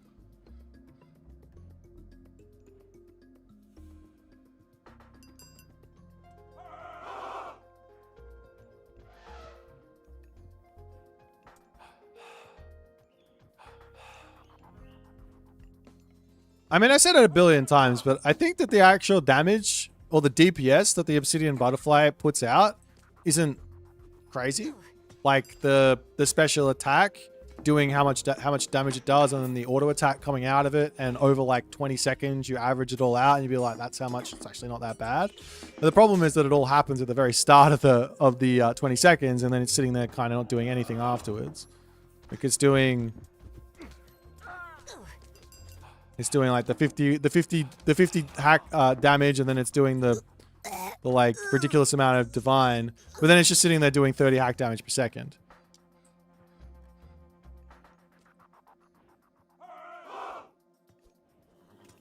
Which really isn't that much for a unit that costs this much.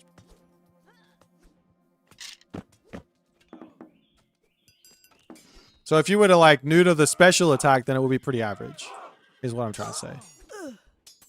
But if you were to then change the special attack to do like, I don't know, half the damage, and then you would have take the CD down from 20 to 10 or something like that, just random numbers, whatever. You have to actually work at it and look at it, but random numbers. Are these guys amphibious as well? Holy crap, they are.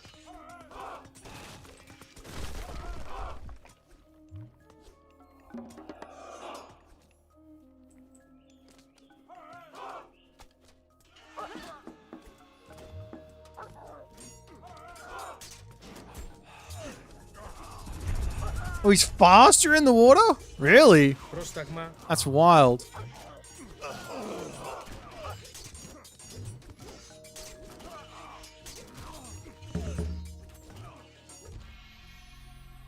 The Killuminati victory. You guys are calling the police? Mate. You guys hate having anything being anything being useful in this game. That's what you guys hate. Let's talk about it. You guys want to kill? Okay, let's just talk about this. These are the units that are genuinely really good in the game. All right? This unit, genuinely really good in the game. This unit, genuinely really good in the game. This unit already killed, but was really good in the game, but then it got killed. Now it's average. I'm surprised you guys don't want to kill any of these units. These units are general, I'm surprised you don't want to kill this unit. But that one might come soon. I'm surprised we haven't heard anything about these two units. They want to get killed. I'm sure you guys want to kill it. This unit wants to get killed. This guy did get killed. Poor Age Mythology. Oh yes, that's true. You guys also want to kill this unit. I'm always like, yeah, it's broken, but you can also like not kill it.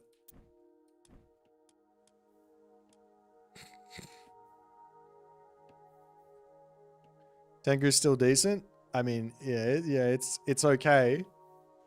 It's like okay.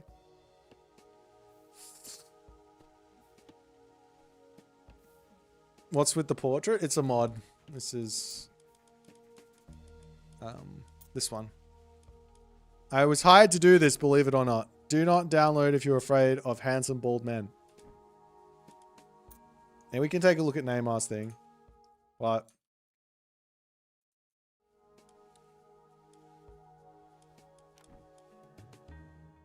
I like that myth units are good in this game. That's my take. My take is myth units being good in this game is fun.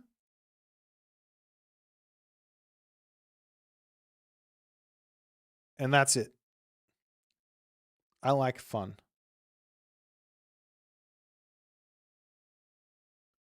Wait, did you play, was it a custom game you played, Neymar, versus... Wait, do I have the wrong chat? Can you send me a link? Can you send me a link, Neymar, please? Wait, what account was it on? Let me just go to Super Rusty Magic. Super Rusty Magic.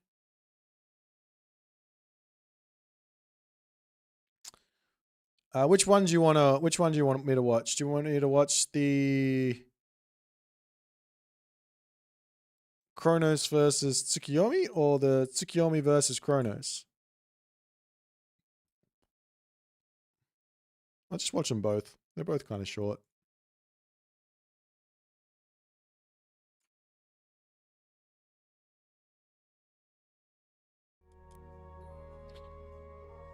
Like, realistically, the only people who have, like, a solid right to complain, to be honest, and I don't think they're complaining about the right things anyways, but it's like the people who are competing. Everyone else, just enjoy it, man. Enjoy the imbalance. Embrace it. It's fun. Big fan.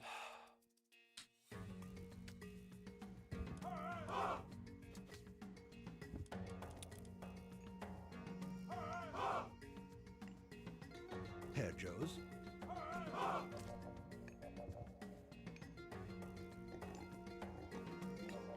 Raiju is better than the butterfly? I don't actually think that's true. The butterfly with amphibious becomes better than the Raiju. But without the amphibious, I think it's like about the same. I agree.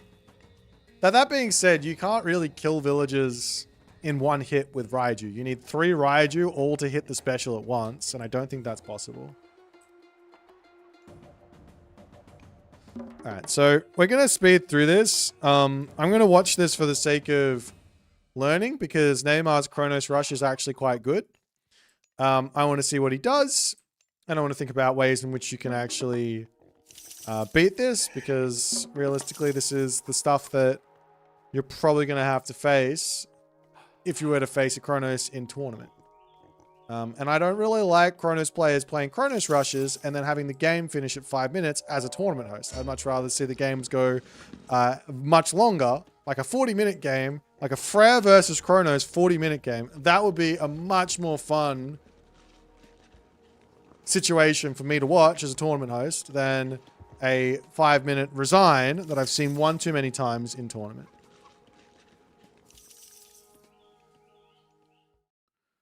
Okay, so the rush is coming in.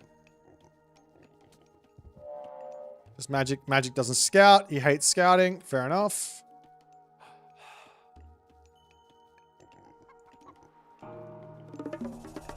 And he gets his Miko. Needs his house. And he will come over to say g'day. As the counter barracks comes in. A little bit of healing can come through here. Oh, oh, oh, oh, oh. Great control by magic as always. Now he has to pull back and heal. But then there's going to be a Cara Baluster in. You can just drop New Moon on the tower here. And he should be okay. Are you... You were saying 27 minutes Savannah Poseidon versus Zeus game. Sorry, I'm actually more interested in this. Oh. Right, let's just... Next.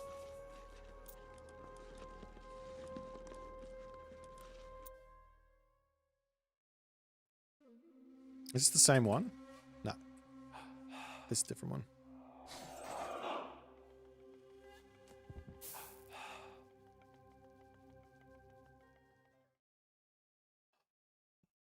Wait, sorry, what are you talking about, Stronghold Dev? I didn't even...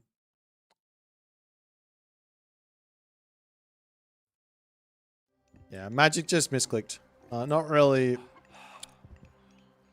worth watching. If you lose... if you don't get to use your god power... If you get zero value out of a god power... At the top level... It's... Yeah. That's not how it works.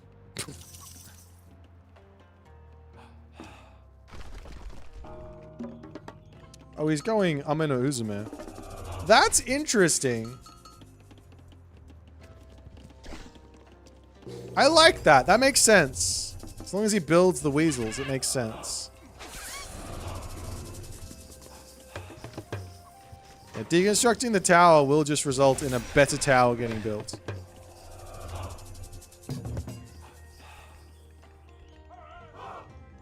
It is soup in the portrait. Correct. Correctamundo.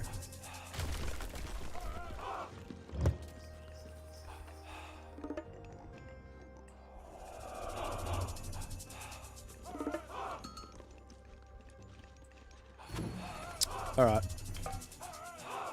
I think I'm a bit tired, guys.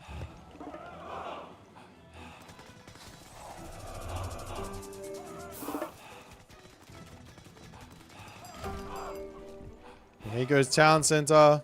The big counter here, and look at this. The big counter to Kronos that I think everybody misses because they're scared because it's Atlantean is that Kronos has no favor. You should just go into myth units here. And that's exactly what Magic's going to do. And he's just going to be able to walk over here and just kill all these units. Yeah, there's a couple of heroes here. But you just kill those off and you're fine.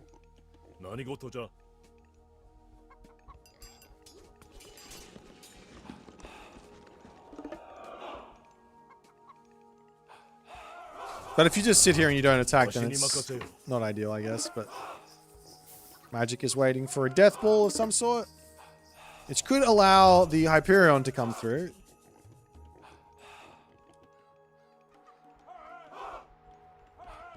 Magic's instincts are so good. He's just like, hello there, I know that you're doing something stupid. Let me come in and punish it. Instincts of a madman.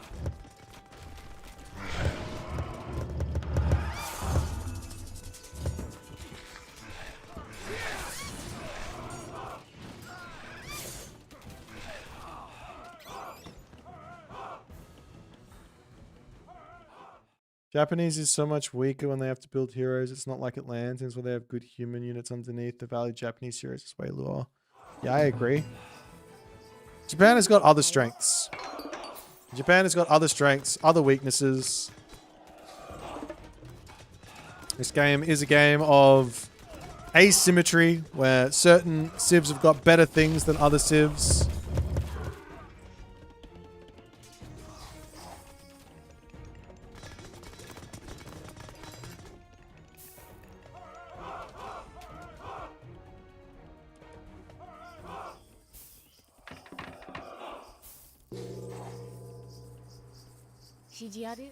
Yeah, I wouldn't... Oh, that was wild.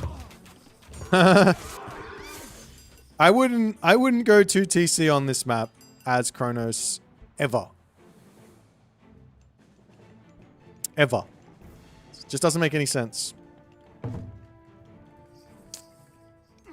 You can get the talent center later. If your opponent plays well, you get it later.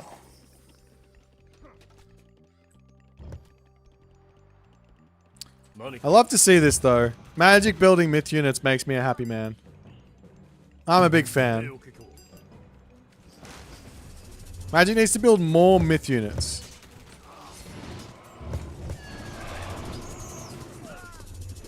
GG.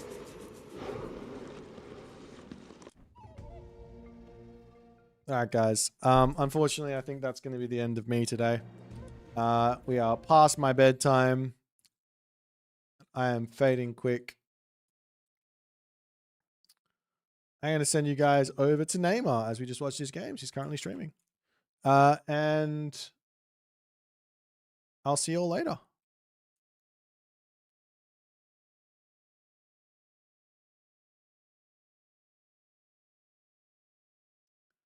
Have a fantastic rest of your day.